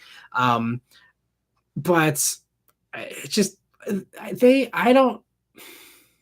I was shocked when they priced the Z the way they priced it. I mean, that was the first time I almost gasped in a presentation with the PR guy. I'm so glad the PR guy was not making eye contact with me whenever he said, and so this will be starting at 40 for the base one and 50 for the performance one that everyone actually wants. Like, I think my eyes got wide and I had to mentally stop myself from having my mouth gape open. Like, I was like, what? $50,000? Like, who is going to go for this over a Supra? Clearly, there's some people that did. And again, I think they're really just counting on those Nissan fans to just write blank checks and, again, get the squeeze everyone for the bucks that you can and then readjust after those diehards have paid their pennies. But, I think it's Nismo. Surely they know that Nismo buyers wanted a manual. I mean, the Nismo buyer is more hardcore. I think there'd be a higher take rate for Nismo than even for the regular Z. And so doing the automatic, and if they're trying to justify it as a performance thing, okay, offer the automatic if you want for the people who want a 0 to 60 time. But everyone who wants a 0 to 60 time most likely is just better off going for Mustang GT or Charger, Challenger, Camaro, whatever while they're around, or Supra, which is faster as well. So I mean, justifying the automatic thing, I think was a weak argument. And then why not do the manual? I mean, it's 20 more horsepower. I'm pretty sure even if you wanted to do the stock clutch, that would still be a warranty level safe zone where you could surely that stock clutch in a regular Z can handle an extra 20 horsepower. Otherwise, everyone who does an intake and an exhaust is going to be in trouble with their clutch in a few years, which I don't think is the case. So, like it's almost, I don't know. I would love to like grill Nissan employees about why they price it that way, why they chose what they did. I don't know. I mean, there's passion in that group. They're enthusiasts. And, from what I've seen, these are smart people. So there's got to be a good reason we don't know about or understand. But from an outsider's perspective, me and everyone else is just like, what are they doing? This isn't hard. Like everyone else has done it, by the way. So it's not like we're asking for too much, I don't think. Why not do a manual? And maybe they're going to wait and do it next year. And someone actually commented, like, it's the same thing as Supra, where Supra was like, aha, now the manual's back. But I think with the Supra, it was actually like jumping through hoops with BMW to try and get it. And I think there was some, behind the scenes drama there. And that's why I don't think Toyota deliberately was like, oh, let's hold the manual back just to like annoy people. Like, I think they would have offered it from day one if it was on the table on day one, but I don't think it was. And then, I think things changed down the road. Maybe, I don't know. Again, I don't know the inside scoop on that either, but maybe next year there'll be a special edition manual one or something. They'll make 300 of and sell again to the diehards or something. But I mean, yeah, it just, to me, the Z has just been done all wrong. I love the styling. I think the engine, the mechanicals is fine. I'm not in love, again, if you watch my Z review, I'm not in love with the way they set it up, but it would have been totally fine if they would have just given it a decent price and built them in decent numbers. But it just seems like the whole rollout of that car it's turning into another Camaro or something where they make the wrong choices. They do things that like everyone's scratching their head at, and then they're like, oh, well, it didn't sell. Well, that's the end of that. It seems like it's going down the same kind of path where it's like, we could all save it. And it's like, these aren't impossible asks, but for some reason the company can't wrap their head around it or can't justify it for whatever reason. And then it's just like, okay, bye. Like it is what it is. Better companies will do the same thing and reap the profits and the benefits of that. So it is what it is. But that's my thoughts there on the Nismo. Again, I will drive it and, give an objective review, hopefully someday. I'm sure it'll be great, if you're okay with the automatic and stuff, and it'll be a little bit faster and a little bit better handling and all fine upgrades, again, depending on the price.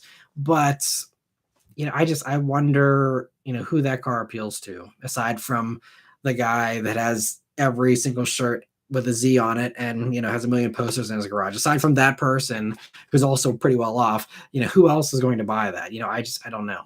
Stephen, thank you so much for the super chat again. He says, Matt, radiator fluid and battery key, that may have caused the glitch. Gotcha. About the, it says, look over the tires or smoke them. Tires do fail. Keep it for your daughter.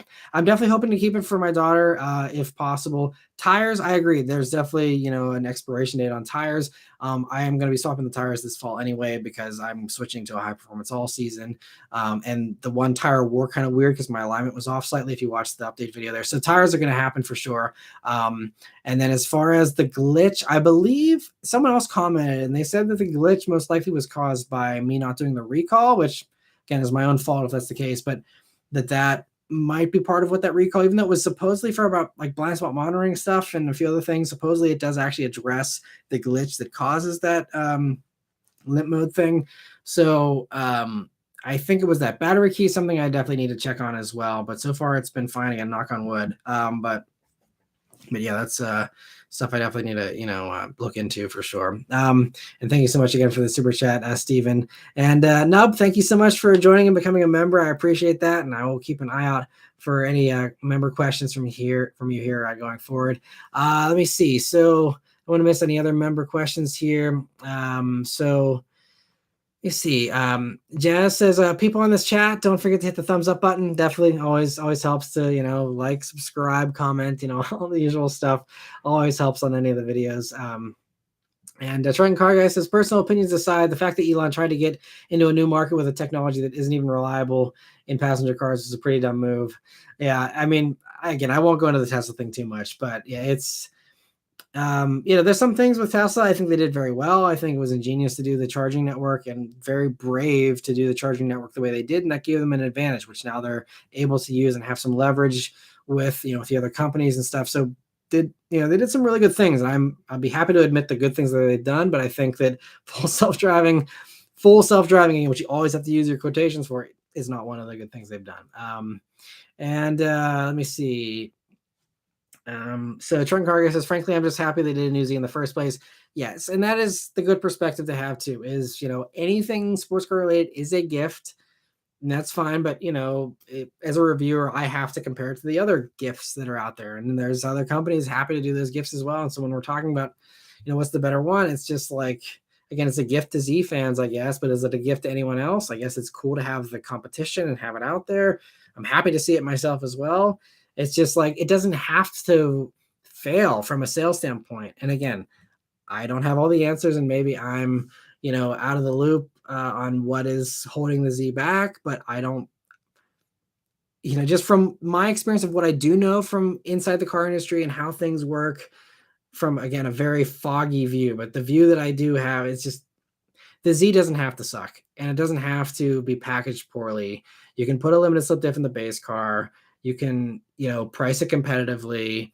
I mean, there's still so much carryover from the old Z. There is no way that new one needs to be 50 grand, even with inflation, sure, 40 totally. There's never going to be a 30 grand Z again, but you don't have to do 50. And especially a 10 grand upcharge for what, Brembos, wheels, the limited slip diff, and then what, Nissan leather, which isn't like anything crazy, and a Bose stereo.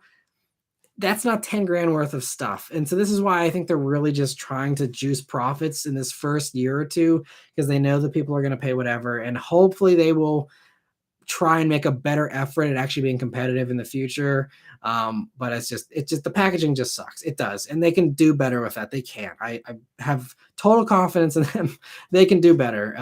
So hopefully the challenge will be taken on by them and they will do better in the future. But right now they're not. It is what it is. And thanks so much for joining in. He says, hey man, just dropped in to say hi. Happy Sunday to everyone. Hope all is well. Thanks for joining in. I appreciate it. Nathaniel, thanks for joining in as well. He says, riding past a GT Stang listening to you. Nice. That's awesome. Thanks for tuning in there with the audio. That's a cool way to do it as well. I wonder, I've never done a live stream like on, I guess you could just listen to it through YouTube. Does YouTube Premium let you listen to audio on a live stream? I know they let you listen to it audio on a regular video. That's also a great way. If anyone that's in the past, people have requested a podcast version of the weekly update. It sucks you have to pay for YouTube Premium, but if you really want that packaging of having just the audio, that's the best way to do it. Because I don't think I'll ever do an audio only version just because I reference visuals in the videos. But if you want to just listen to stuff, YouTube Premium is definitely, I think, the way to do that. If again, you're okay paying the price. It sucks that it costs money to do that. Hopefully that's something they'll, make free someday, but cool to hear that you're able to listen in here. It's kind of fun to think of this as like a radio show sometimes in some ways. Let me see other questions. Harris says, hey, Matt, I know someone with a manual BMW 440i coupe, clean title and Carfax, perfect condition, without dealing with private sale. Any advice on where to sell it to? Without dealing with a private sale. So perfect condition. If it's something super nice, honestly, I feel like a private sale would probably be the best thing, or one of the auction sites. If it's really, sweet, I would say, especially if it's a manual, kind of a little rarer and stuff, I would say bring a trailer would be the way to go. I can't I personally just wouldn't recommend the other site. I've never dealt with the other auction sites, but bring a trailer seems to be my favorite. Again, I have a little bit of bias there, but I say put it on bring a trailer. Otherwise, other than that, the other thing you could try, they could do, one of the online auction things. I mean, I was for several months here, in the winter and early spring, sponsored by Carmigo. I'm no longer sponsored by them, but I can just say, honestly, it seems like a cool thing where you set your own price. You say, hey, I want X amount for my car. and then it's opened up to dealers and they can bid on it. And it's only for dealers to bid, but you can sell it to a dealer that way that you have the ease of dealing with a dealer, not a private person. They pick the car up, take it away on a trailer, you get your check really fast, and it seems to be a really good thing aside from like some of these other ones like CarMax or Vroom or and these other ones. Like I feel like those are a little iffy sometimes. CarMax is pretty solid, but the other online ones seem a little iffy. But Carmigo seems to be pretty solid because again, you set your price, and so it's a live auction for 24 hours, so it's quick too. So you say, hey, I want 75 grand for my BMW. Obviously, that's too high, but you can say that if you want and put it out there to every dealer in the country that's on their network. And if it doesn't meet that price, then you don't sell the car. And I think that's a cool way to do things. I mean, yes, I was sponsored by them, but I genuinely liked the service and the idea of it. I think that's a really cool way to do things. So, and you can say there, hey, look, it's perfect condition. Take all the pictures you want, you might actually get really good money because it really helps to open it up to a global or at least a national market of dealers, or buyers, if you want to put it again, but if you want to deal with private sale, I would say Carmigo is a perfect way because you cut out the private, tire kickers and you have just dealers dealing with it and that's it. So that would be my recommendations. Bring a trailer though. If it's a manual and it's rare and it's like super cool, I'd say bring a trailer will probably be the best way to get big money. The other auction site could do well for him as well. Just again, I'm not interested in making Doug DeMuro any richer. But I would say, any of those auction sites would probably be the way to go. Anyway, Nam says, thank you for all the content. You've helped me make some decisions on my car purchases many times. Well, I'm so happy to have helped with the videos. That's why I do these to help you guys. And I'm really happy that has helped you. So thanks so much for becoming a member and for joining here in the live stream as well. I really, really appreciate it. And Daniel says, as a Model 3 owner, I agree with some full self-driving features such as summon working poorly. The regular auto steer works well 99% of the time. I do wish the system was fully hands-free, but I still enjoy it. Well, that's great. I'm glad it works really well for you. And I have heard some people say it's really solid. Maybe it comes down to where you're using it, and maybe some places just work better than others. Have been tested more or something. I don't know. But man, some of the stuff though on Twitter even, which is kind of funny that it actually is allowed to exist on Twitter these days. But I mean, there's threads like Matt Farah. He's like been retweeting some of the stuff it's about a week ago or so, like from I think just Model 3, Model Y. I think it was a Model Y owner was like, yeah, this like system sketches me out. I'm always like on edge with it. So everyone has different experiences, but I'm glad to hear it's working well for you, Daniel. And Tom says, yes, I'm walking my dog and just listening to the audio. That's cool. And Slidesdale says, you're doing a podcast, first step to the next level. I would like to think so. That I talked about this last week too. Podcasts are really tough to monetize because you have to go out and sell your own ads. The stuff like the ads you hear on Spotify is pocketing all of that. The creator doesn't get any of that, which is also part of the reason why I'm staying off a lot of the podcast services because you're making them rich, and I don't need to make some huge tech company even richer. It's just that's the one cool thing about YouTube. I mean, they have their faults as well, but they're the only one that actually pays people to do this without having to go out and do brand deals. You can actually just put out videos and click monetize and actually make a living off of it if you do it, well enough and do enough of it. But you can't say that about the other stuff. So podcasting, I could do podcasts, then I'm working for free, adding extra hours to my already overwhelming workload that I'm struggling to keep up with as is. And I'm also potentially cannibalizing some YouTube views, people who are now like, oh, I'll just listen to the podcast for free that I'm making zero money off of versus the trying to get the weekly update viewership up when it's already struggling. There could be some cross-pollination of maybe the podcast goes crazy and then the channel blows up, and that is a potential, but it's also these days with the podcast marketing being as oversaturated as it is, I think, a very optimistic way to view things. I don't think it would get that, popular ever, but it's possible. And, maybe that is the step I'm missing. Maybe someday I'll get around to it, but as of right now, I'm way too maxed out to be able to do that. But let me see. Truck Car Guy says, if you could have 2 or more car companies collaborate on an upcoming car or revival, who would you choose and what kind of vehicle? Wow, that's a good question. That one's going to take me a second to think about. Trying to think like, I think one of the ones that's actually kind of feasible, I would love to see Honda actually collaborate with GM to bring back the S2000 and then bring back some kind of little coupe in the same vein as the Pontiac Solstice and Saturn Sky, which I think, they were kind of phoned in some ways. Like the engine was out of a Cobalt and wasn't very exciting, unless you got the redline version of the Sky or the Solstice GXP, which I desperately want to find one of each of those and review them, because I don't know. I've never driven one, but they seem like super underappreciated for what they were. And it seems like a real slept on car that no one ever appreciated and people still don't appreciate. And unless they are total garbage to drive, I think those are awesome. But anyway, so if, you can put whatever badge you want on. I preferably would like it to be a Chevy, but, have Chevy do some type of thing. Call it, you could call it a Corvair again or something. And that would be really cool. Do a Corvair. Maybe that'd be a better partnership with Toyota. Do an MR2 Corvair combo. Have the Corvair for one. That'd be kind of rear engine, not mid engine, but close enough. Do a Corvair and an MR2 and have them, partner up on that. Or, have, if you want to do it front engine and call it something else, do a front engine little Chevy Roadster and then have an S2000. Have the great Honda motor, which, I mean, Chevy had no problem using Honda motors in the Saturns and stuff, way back when. So, I think that'd be really cool. And these days it would be electric. So even doing something electric, use the Ultium platform like Honda already is using for the Prologue and the ZDX, keep that partnership going and then have something fun. Or if you want to flip the script, bring the same platform from the Honda E, that little, awesome little thing we don't get here in the States, that's retro with around headlights.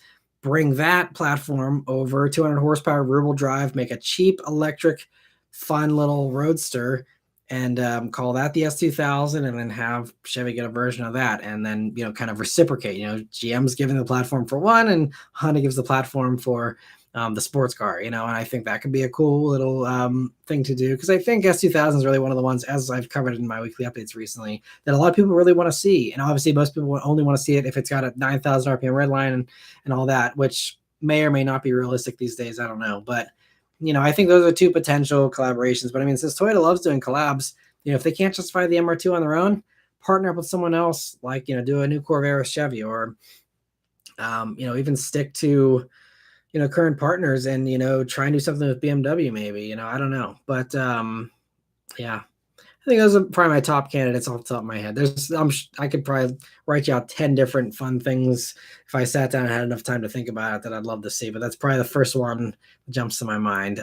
But thanks for the fun question. Harris also says, yeah, man, had bad experience with private sales. Carmigo seems like the move, and maybe bring a trailer, but thanks, Matt. Yeah, absolutely. Thanks for the question, and hopefully, something works out and they get some good money for the vehicle. And Harris also says, Matt, thank you so much for everything, for staying true to your fans with these genuine videos. Kick ass, man. Have a blessed week. I'm booking my way out here. Blessings once again to all. Thanks so much for joining in, Harris. I really appreciate it. But we still have good viewership, so I'll keep going here until 11 here Eastern time.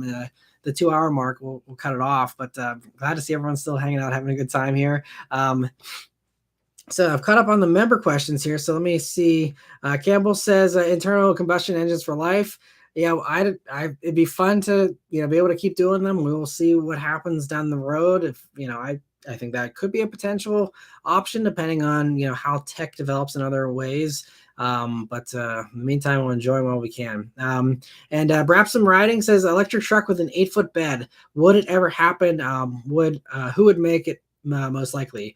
I'd say probably Ford, since they're kind of ahead of everyone with the electric trucks. I think it's only a matter of time. If that is going to truly be mainstream, then everything that you see currently will be made eventually in an electric form, including, all the commercial trucks that have, the beds that are long, and all the other oddball combos that aren't mass market things. I think you'll see a lot of that stuff eventually. How soon, I can't say, but I'd say Ford, most likely would be the first to do it if someone's going to do it. And Luke says, thoughts on the 2022 one up Lexus IS 350F Sports not having limited slip without getting the new handling package that's $4,000. I'm trying to think. I've driven IS 350s. I can't remember if they had limited slips or not, though, to be honest. I think they were all, actually, one of them wasn't an F Sport package. Excuse me. So that was a while back. You have to go back and look at my search for my IS350 videos and see what that car that I drove. I think it's a black one. I had a black one and a red one. I think the red one was F Sport, but I think the black one was before the F Sport. And that one, that's pre-refresh. I don't think that had a limited slip, but I don't think it was a mess as far as putting the power down, at least in good conditions. So I would say it's not the end of the world potentially, but I would really have to drive one to give you a good answer on that. I mean, it's if that's something they're now putting in a package there. I mean, it's unfortunate if it used to be, standard and now it's not anymore, then that's kind of, crappy. But I'm sure they've also again figured out, do we need to offer a limited slip diff? How many people care about that? I mean, honestly, I wonder how many people are even going for rear-wheel drive ISs in general. I mean, maybe West Coast and Florida and stuff, but I think most of the rest of the country is probably going to go for the all-wheel drive versions anyway. So maybe they just don't see the volume there. So they're like, okay, we'll offer it in a handling package, but that's it. Maybe I don't know. And Ben says the Enthusiast online auction site that shall not be named. I hear you though. I'm sure it's irritating to see folks like Doug raking the cash while you work your tail off. Yeah, I mean, I won't get on a whole thing with Doug, but he's worked very hard. He's smarter than I am. I mean, he's managed to cash in with tens of millions of dollars with his auction site. I wish I was smart enough to come up with that. I wish I had the appeal he did in my videos. Even though his production value isn't very impressive, people clearly like his personality more than mine, and that's something I've just, it is what it is. So I mean, he's beat everyone at the game and he deserves the spoils of war that come with that, but to me it's I don't know. It just, I will leave it there. Because again, I don't want to go on a rant and all that, but it is tough for a lot of us that, work really hard. That, especially the people who really do pour their heart and soul into production value, who make amazing videos.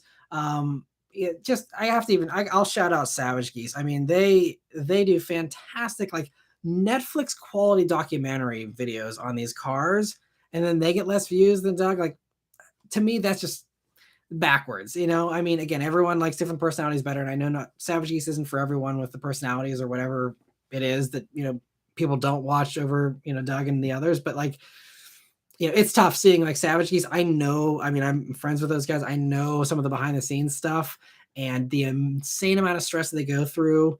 They work harder than Doug, like hands down, like they work harder than Doug. That is safe to say. And yet they get way less views, and that does suck. So, I mean, it's just one of those things. Sometimes things just aren't fair. Even I can say attest to myself, it doesn't always mean, the harder you work, you don't get payoff all the time. It doesn't work that way. It's not like, oh, well, if you work hard, a lot of rich people and celebrities and stuff like, oh, well, if you just work hard enough, you'll get there. That's not the case. Like it's a very naive viewpoint that like, oh, well, you just work hard and it'll happen. No, like not everyone can be a millionaire. Like you can work.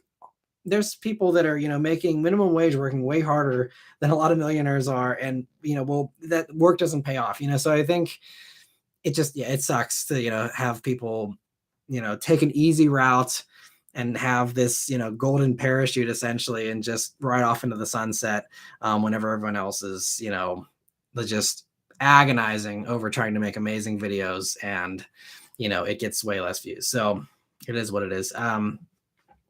And Steve says, Jason Camisa, he's certainly better than Doug, but I appreciate both. Yeah. And I mean, again, no, hate on Doug there. Again, like I said, he's figured it out. But Jason Camisa, I got to say, I'm really happy that he kind of got the golden ticket there with Haggerty, because Jason is an awesome guy. And I actually, on the Shelby GT500 launch, it was insane. I couldn't believe that Jason wanted to talk to me, but like the entire program, at least that one night there, because usually these programs, you like drive and then there's like a dinner afterwards, and then everyone goes home the next day, and sometimes there's a dinner the night before. But like, I just like struck up a conversation with Jason Camisa, and we were talking. He kind of has some Pittsburgh roots, and so we were talking about Pittsburgh stuff for a while. But like the entire time, like we were at dinner, like there was everyone else was like around Jason, because people love hearing him talk. He's very entertaining.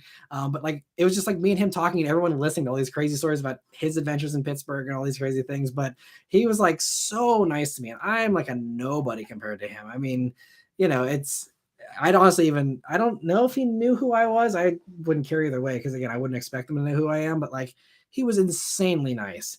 And I've never met Doug, so I can't personally attest, but I've heard more good things about Jason. I'll just leave it at that. But so Jason is a fantastic guy. I'm happy to see every ounce of success that he's getting, and he's fantastic in my book. So couldn't be happier for Jason, and highly recommend. Haggerty's stuff is amazing too. It's another insane scenario, but I'm so happy that Haggerty is in the position to blow all this money on these videos that are maybe breaking even, maybe making a little profit on the really profitable ones, but it's it's insane the amount of money. Mike says Matt spilled the tea on Doug. I'm not. I really want to keep these classy and not go down that route. So I'm going to start pleading the fifth on Doug, but yeah, it's just I'm not going to go any more into it. Unfortunately, I don't want to do that. And also Doug has a million fans, and I don't want to have a bunch of people give me crap. But anyway, let me see. Steven says, Matt, you have great qualities. Just remember that. I wish you would push more content out, like your laid back review of your Bullet. Yeah, I definitely want to do more stuff like that. It's just, again, finding the time to do the reviews and do the fun stuff. And a lot of the fun stuff doesn't really pay off. I've tried with the Bullet. I did road trips. I did a road trip with Chris Fix, Engineering Explained, Eric the Car Guy. We drove in a caravan of us, all in our own personal cars, which many of them were shipped in, and Shell paid for all this to ship everyone's cars. I mean, I drove mine because I was close, but we all drove to the Indy 500 in this awesome convoy. We had our cars right up in the infield of the Indy 500 while the Indy 500 is going on, and had our cars on display, had an awesome meet and greet at the Indy 500. Like, amazing. We had an awesome meet and greet at a Shell station along the way, and had awesome videography. Actually, we had a videographer and a photographer chasing us, so I got awesome B-roll and stuff, and that was a really cool video. It's called like Hang Out, or I can't remember. I think it's like Indy 500 road trip with YouTube friends or something like that. No one watched it. So I try and do these really awesome, really cool things, and especially if you can get a sponsor to help you out to make those amazing, it's great. But then it just, at the end of the day, the car reviews are what people watch. And so, maybe if I invested more time into doing more of that personal stuff, maybe someday it would pay off. But every time I've dipped my toes in that, it hasn't rewarded me. So I've just kind of been like, okay, I'm going to just back off of that, because it never pays off, unfortunately. And I've done a few other those things, even just little informal vlogs that aren't super crazy, collaborations, but even just like I did a road rally in the Bullet, and I was like, here's what it's like to do like a road rally. And it just gave a little update there, and it wasn't very popular either. So it just, unfortunately, the channel is just not set up to support those kinds of views for those types of videos anymore. And that's okay, because my passion is reviewing cars and helping people find cars they love. Like, that is truly what, gets me up in the morning and makes me excited to do this, is helping people find a car they will love to make their life just a little bit happier in this crazy, often miserable world we're in. It's, having a fun commute is at least one thing. If you can count on that as an enthusiast, it makes your day better. And I think helping people get that, helping them to find that fun car for them is my only motivation, most of the time for this. I mean, I love entertaining. I love having fun. And yes, there's a personal component of, I like driving these cars, but it really comes down to helping you guys find stuff you love. And, anyway, Nub says, I'm waiting for your review on the Ranger Raptor. I've ordered one, and it may help me determine if I keep waiting or just get something else. Yeah, unfortunately, I don't know how much you follow, as far as I've talked about this thing last week in the live stream. Ford is not great as far as helping me to do reviews. They send me vehicles, but they're very behind. I'm like one of the last people to get most of this stuff. I never get invited on press trips anymore. I was on one press trip with them ever, and that was it. So I'm going to say Ranger Raptor review will be, I don't even know when they're actually going to let all of their A-list people drive it, but it'll probably, for me, be easy mid 2024 if I review one at all. I'm still waiting on a Bronco Raptor, so that'll give you a timeline of how far behind I am. Still haven't even seen one. No one in our fleet has seen one. It's not even just me. Like, Sophion is in my same fleet from Redline Reviews. He hasn't seen it. Motor Week is in my same fleet. They haven't seen it. We're all waiting. And so they just don't prioritize our area for whatever reason. And so, yeah. So I don't know off the top of my head, but whenever the Bronco Raptor started having reviews come out to now and still having nothing, that is the time gap you're looking at from when you see all the A-list people do a review on the Ranger Raptor and when those will actually happen. So it will be a while, unfortunately. Hopefully you have other reviewers that you like watching too, because unfortunately I will not have coverage. Same as 2024 Mustang. Ford dropped the ball with not inviting me on that. I think a lot of people wanted to see my take on that car. And I was thankful this week. I did get an email. I emailed my Ford rep in the area, said, hey, I really want to review these still. My viewers really want to see my take on the 2024 Mustang.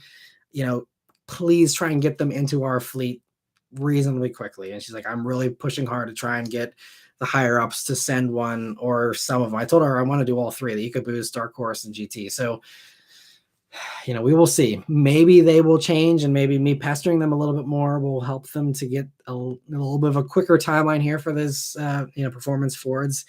But I wouldn't hold my breath. So sorry, I can't help you on that one. Unfortunately, that's probably going to be a long time. And Truck and Car Guy says, I remember that video. Too bad it didn't do well. It seemed like a great time. Yeah, that was so much fun. And those types of videos, again, I was paid by a sponsor, so I don't really care if it gets terrible views for myself because I'm not in that video to make money. It was just a fun time I would have done for free anyway, because it's just hanging out with a bunch of my car buddies I never get to hang out with in our own cars, doing something awesome. Like you can't put a price on that. So, that's something that, and I'm hoping we will see. Shell's talking to me about potentially doing something around SEMA time.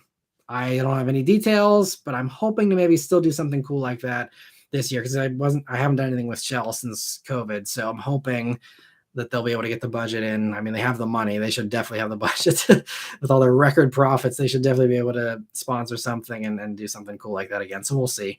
But yeah, that was a ton of fun to make. And Nub says, oh, dang, that stinks. And then making weight like that. Yeah, Ford's unfortunately not great. So it is what it is. And even like the Raptor R, I think all the reviews on that came out back in November, and I just posted my review this past week. So that tells you, the waiting period that I have to do for the Fords. And Car Jam says, will you be attending the DC Auto Show this January?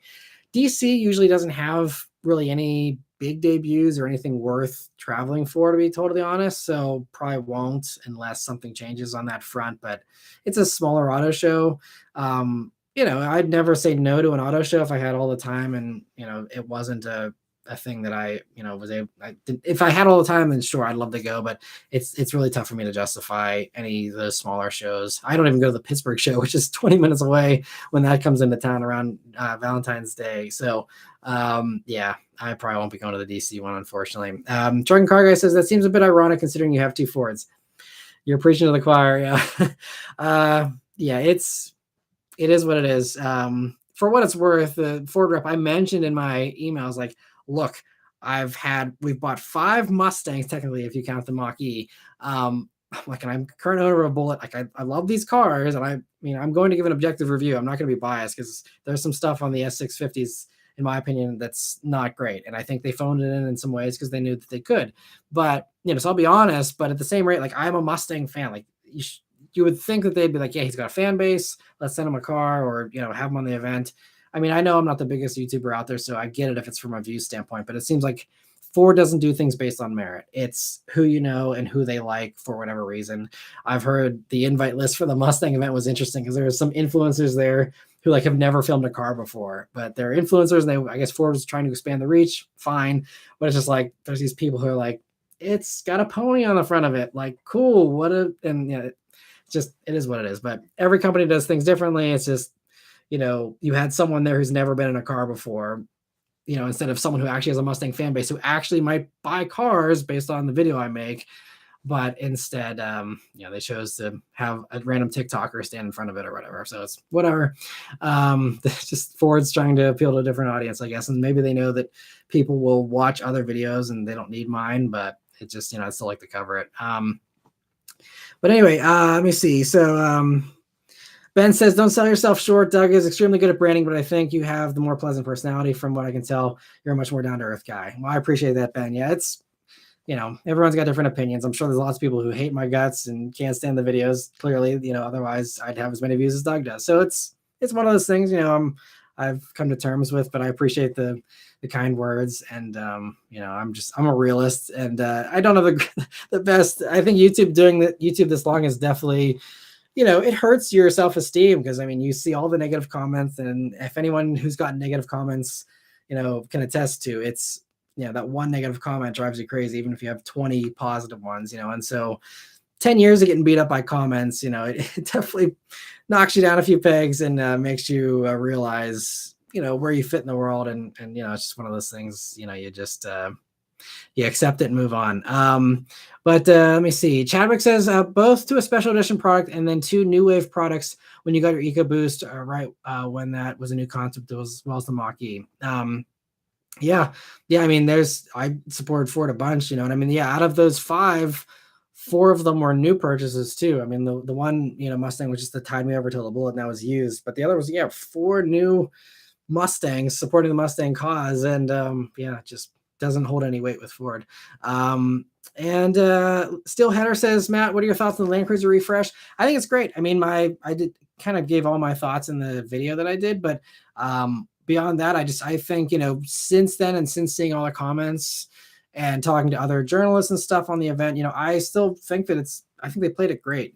Some people think they should have gone farther with having removable doors and roof and stuff. I don't think that's necessary. I think, Toyota realizes that most of those buyers don't actually do that. And those few hardcore people that will do that, they probably won't be the people buying Land Cruisers, at least not that kind of Land Cruiser, So I think they played it right. I think Toyota's very smart with the way they do things. That's one of the reasons why I really like them as a company, because everything they do makes sense. And I love the way that they do most things. It's always like, yeah, if I was running a company, I would do it that way too. It's kind of been the consensus I get most of the time when I'm coming away from a new Toyota reveal. I'm like, that makes sense. And I think the Land Cruiser makes sense. Yes, it's 55 grand or whatever. They said mid 50s for, cloth base Land Cruiser, but look at how little you get in a Wrangler for 55 grand, or a Bronco for that matter for 55 grand. It's the same story. So, I think I think they played it really well. Frosty says, Matt, do you post YouTube shorts? I tried it for a week and went from 0 subscribers and 0 views to 13 subs and about 5,000 views. I did it just to mess around, and I thought it was fun. I did try posting some shorts. I did my acceleration reactions. I thought that'd be a really good, concept for a short, because it's a quick hit. That's the favorite part of the videos for a lot of people. And it's kind of the shock and awe, hilarity kind of thing. And so I did that. I thought those would do well, and they didn't. And I've done a decent amount of them, maybe a dozen or so over the past year, and they never really gained traction or got anywhere. I did post, 1 or 2 of them got really good traction on Instagram on the reels there. But the interesting thing about shorts, and I might have covered this last week, so I apologize for anyone that I'm rehashing this, but the problem with shorts, I mean, it does certainly help with growth. And I understand your point there. And that is the popular thing right now is do shorts, and that gets you subscribers. And that if you do it well, maybe I'm just not doing it well, that does seem to be the case. But what I've been hearing from some of the people who really dig into the algorithm and really are heavy into the shorts and stuff, from their observations, my consensus that I've heard is that basically shorts backfires on you, because you put out the shorts, okay, and you get those new subscribers and you get those new views. Great. The views are, first off, they're worthless because it just inflates your view counts, which I guess is fine if you're trying to sell yourself to a brand or a car company or whatever for opportunities, but you don't make any money on the shorts. So it's like, yeah, I got 1 million views on this shorts and I made $30 on it, something like that. I mean, TikTok, supposedly they have a new beta program that's getting a little bit better with the pay. And if you're doing millions of views, then you can make okay money, but it would be way more money if you made, if you got millions of views on a YouTube actual video. It's way harder to do. But anyway, so even if you get, inflated views and you get a bunch of subscribers, the problem is those subscribers are subscribing to your shorts. They want to see short stuff. Sure, there's a few that cross over and maybe we're like, hey, this guy's really great. Let me sit down and watch a 30-minute car review. But most of those people that are in that shorts feed, they want to stay in that shorts feed. They like that. That's why they're there. If they weren't into that, they'd be watching, a 30-minute car review, but they're not. So they want only those types of videos. So the problem is that the YouTube algorithm is now combined everything, and they want to have that crossover, which is great. And I think that makes sense because you get, again, some people that might cross over and watch the actual car review, but most of those people don't do that. And so the algorithm sees, uh-oh, you have all these new subscribers, but they don't like your uploads. They only are watching the shorts. So sure, they'll push those shorts to those people, but then the algorithm sees that now I have a ratio that's off and I have a bunch more subscribers, but those subscribers aren't watching my main video. So they'll quit recommending those long form videos to not only those subscribers, but then they'll be like, oh, well, if these people don't like these new videos, then maybe we should quit recommending these videos to other subscribers. And then it can potentially just actually go in the wrong direction. And then less of your audience is watching the long form stuff. And then you just kill the long form stuff, which you do not want to do if this is your only thing, like it is for me, basically. Like that is my baby that I have to protect, is those long views, because that's the only thing that pays, unless I'm, again, making cold calls to, Raid Shadow Legends every week, trying to get them to sponsor a video, like unless you're doing that, like you're not making money on any of this short form stuff in any reasonable manner where you can actually live off of it, so that's the tricky thing. And so if that's true, and that's what I've seen to be true from what I've heard from other people, then I don't want to be in the shorts, because, then it's going to backfire. And it doesn't, yes, it does seem to boost some stuff, but I just, again, even with a little bit I have tried, it hasn't convinced me that it's worthwhile doing. So that is why I am not in the shorts. But yeah, so that's a long answer, but that's the consensus I've come to, at least. I'd rather just focus on the long form stuff. And I think this summer, the views have actually started improving in a meaningful and consistent way. And so I'm hoping that I've kind of reversed the downward trend that the channel's been on for years. We will see. But I would say this summer has made me optimistic for the channel's future more than it has in the past 3 years, which is really exciting to say, because I want to do this the rest of my life. And for a while there, I was like, okay, well, what's my exit strategy? Because this might not last, even a few more years. But now I'm like, okay, well, maybe if I can keep this momentum going and really keep going with this, I think I could actually, be able to keep this thing from turning into a sinking ship. So we will see.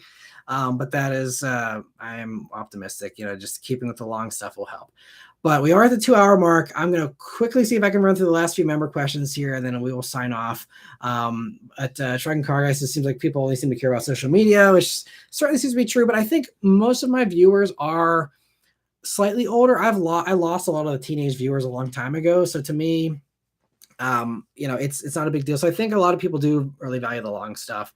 Mike says, oh, Matt, what do you think, or do you think the Land Cruiser will overlap the next generation 4Runner, especially since it's smaller now? I think there's still a place for both of those vehicles. I think 4Runner, to me, again, I don't know anything, but my take, I think Toyota does things, logically. And I think from that, putting that hat on, I think I would say 4Runner in my bet will be Tacoma with a cab on the back. Headlights might be a little different, but basically count on a Tacoma with a cab on the back that has the manual option again, which would earn them a bunch of brownie points. Manual 4Runner again, have the lower engines. You can still maybe get that top motor that's in the Land Cruiser, that's in the top, the Hybrid Max thing in the Tacoma. You could probably do that stuff. But it'll mostly be the slower motors, a little bit smaller, a little more cramped back seat. The Land Cruiser is actually pretty spacious back there. Tacoma is going to be more cramped, I think, and probably stick to the same size as the current 4Runner, which I don't know dimensions of that compared to new Land Cruiser off the top of my head, but I think 4Runner is a little more cramped, and I think it'll continue to stay that way, especially now with Land Cruiser being a little bit bigger, a little more expensive, a nice little step up. I think that's where that will reside. So I think 4Runner will be down market, stay cheap, which will be great. Keep the manual, which you can't get in the Land Cruiser. Keep the slower engines for people who don't need the hybrid max thing. And crucially, the 4Runner, I think, will most likely be non-hybrid, at least in the lower trims. And so people who don't want the hybrid thing for whatever reason, they can still have their old school manual, only gas power. It'll unfortunately still be a turbo, most likely. Turbo 4, the 2.4 is most likely going to be the new engine. But I think that'll be it. And they'll just stick with that. That is my bet on how 4Runner will go. I could be wrong. There's been talks that 4Runner could be the actual Wrangler competitor, and they'll turn 4Runner into some completely new thing with removable doors and removable roof, and that'll be the real deal thing that people were maybe expecting out of the Land Cruiser. I don't know. I guess that's an option as well. I think that's more far-fetched in my opinion, but that could be something. That's something other people have talked about as well. So we'll see. But I think those are the most likely things to expect from 4Runner. Car Jam says, is the group of you and the other reviewers still a thing? I think it was called the Automotive Association, or it's the AVA, so the Automotive Video Association. That is still a thing in a rough sense. We all do our own things, obviously. That was just kind of trying to, back then especially, get the car companies to realize the value of video, which I think over the past 4 or 5 years they have caught on, and so that's less of an issue. It used to be back then like we needed to like state our case of like, hey, like you should pay attention to YouTubers, but now YouTubers are a little more mainstream and even a little more like, now we're like the old school thing is now we got TikTokers and stuff. So I think that's not as much of a necessity anymore. The idea of the AVA, like we've thought about maybe doing another event where we just, they're great for comparisons because like I can't book 2 or 3 cars that are competitors all at the same time. And so, if you have all these lined up, we can all do comparison videos and do collabs and stuff. It's all easy to do that. So that's still like one of the values of it that we may, still get back to. And, they talked about doing a new event here this year. For me, though, and those events, I always had to pay myself to like fly out there. And sometimes we had like someone, a sponsor able to like, pay for the hotels or something. But like I had to pay for my own flights and like, paying for a flight, it's got to be a really promising car review for it to be worth the amount of money that a flight costs, because a lot of that stuff I had to lose money compared to what flights cost these days and what I make on a YouTube video. So, it's just going to, for me, come down to what the lineup is. If they do something and say, hey, these are the cars, if it's going to be a home run, like for example, if the Mustangs are there and I'm not going to get one for another year, okay, maybe I'll fly and pay for my own flight to do the Mustang, because that video might actually get to, 100,000 views someday or something. But, aside from that, it's probably something I'm not going to do. I got to get through these ones quickly here because we're going over time. But Mir says, do you think next gen 4Runner will be more? Okay, so I covered that. Car Jam says, I watch your reviews with my dad all the time, and your acceleration reaction laugh makes his day no matter what the car is. Well, I'm glad to brighten some people's days with that. That's awesome. Nathaniel says, you always know that you mean the world to me. I'm always hoping you get better. Always. I appreciate that, Nathaniel. Thank you so much for the support all these years. I really do appreciate. So many of you are just been so supportive for years and decades at this point. For many of you, I know have been following since the BRZ days and even the legacy days. For some of you, it blows me away, and I'm always so appreciative of all the support. So yeah, and Car Jam says, teenage viewer represent. Well, I'm glad I still have a few, and I'm glad the videos appeal to you, but it seems like a lot of people are just not into the long form stuff anymore, and that's okay. Everyone's got different things. Viewers change, and viewing trends change. I don't expect people to like YouTube forever either. It's going to be something that's going to come and go, I'm sure. But I'm just happy to ride the train as long as I can here. But anyway, I'm going to sign off here. I think we've caught up with all the member questions there. And sorry I didn't get to all the other questions. It's just there's always so many. But definitely anyone who does have a burning question they really want answered, please send me a message on Facebook. That's the easiest way to get in touch with me. And I will respond. It might take me a day or two, but I will respond, and more than happy to always answer anyone's questions. But if not, definitely stay tuned for next week's live stream as well, or I can answer some stuff live there. But anyway, in the meantime, have a great week, everyone. Thank you so much for joining in and having a fun chat here. Hope you all have a great week, and stay tuned for more great content here this week, as members know, where I have that updated schedule. I will be posting another schedule here soon because I do have a few other things get added in. So stay tuned for that. But anyway, thank you all very much for watching. Have a great week. I'll see you guys in the next one. Take care.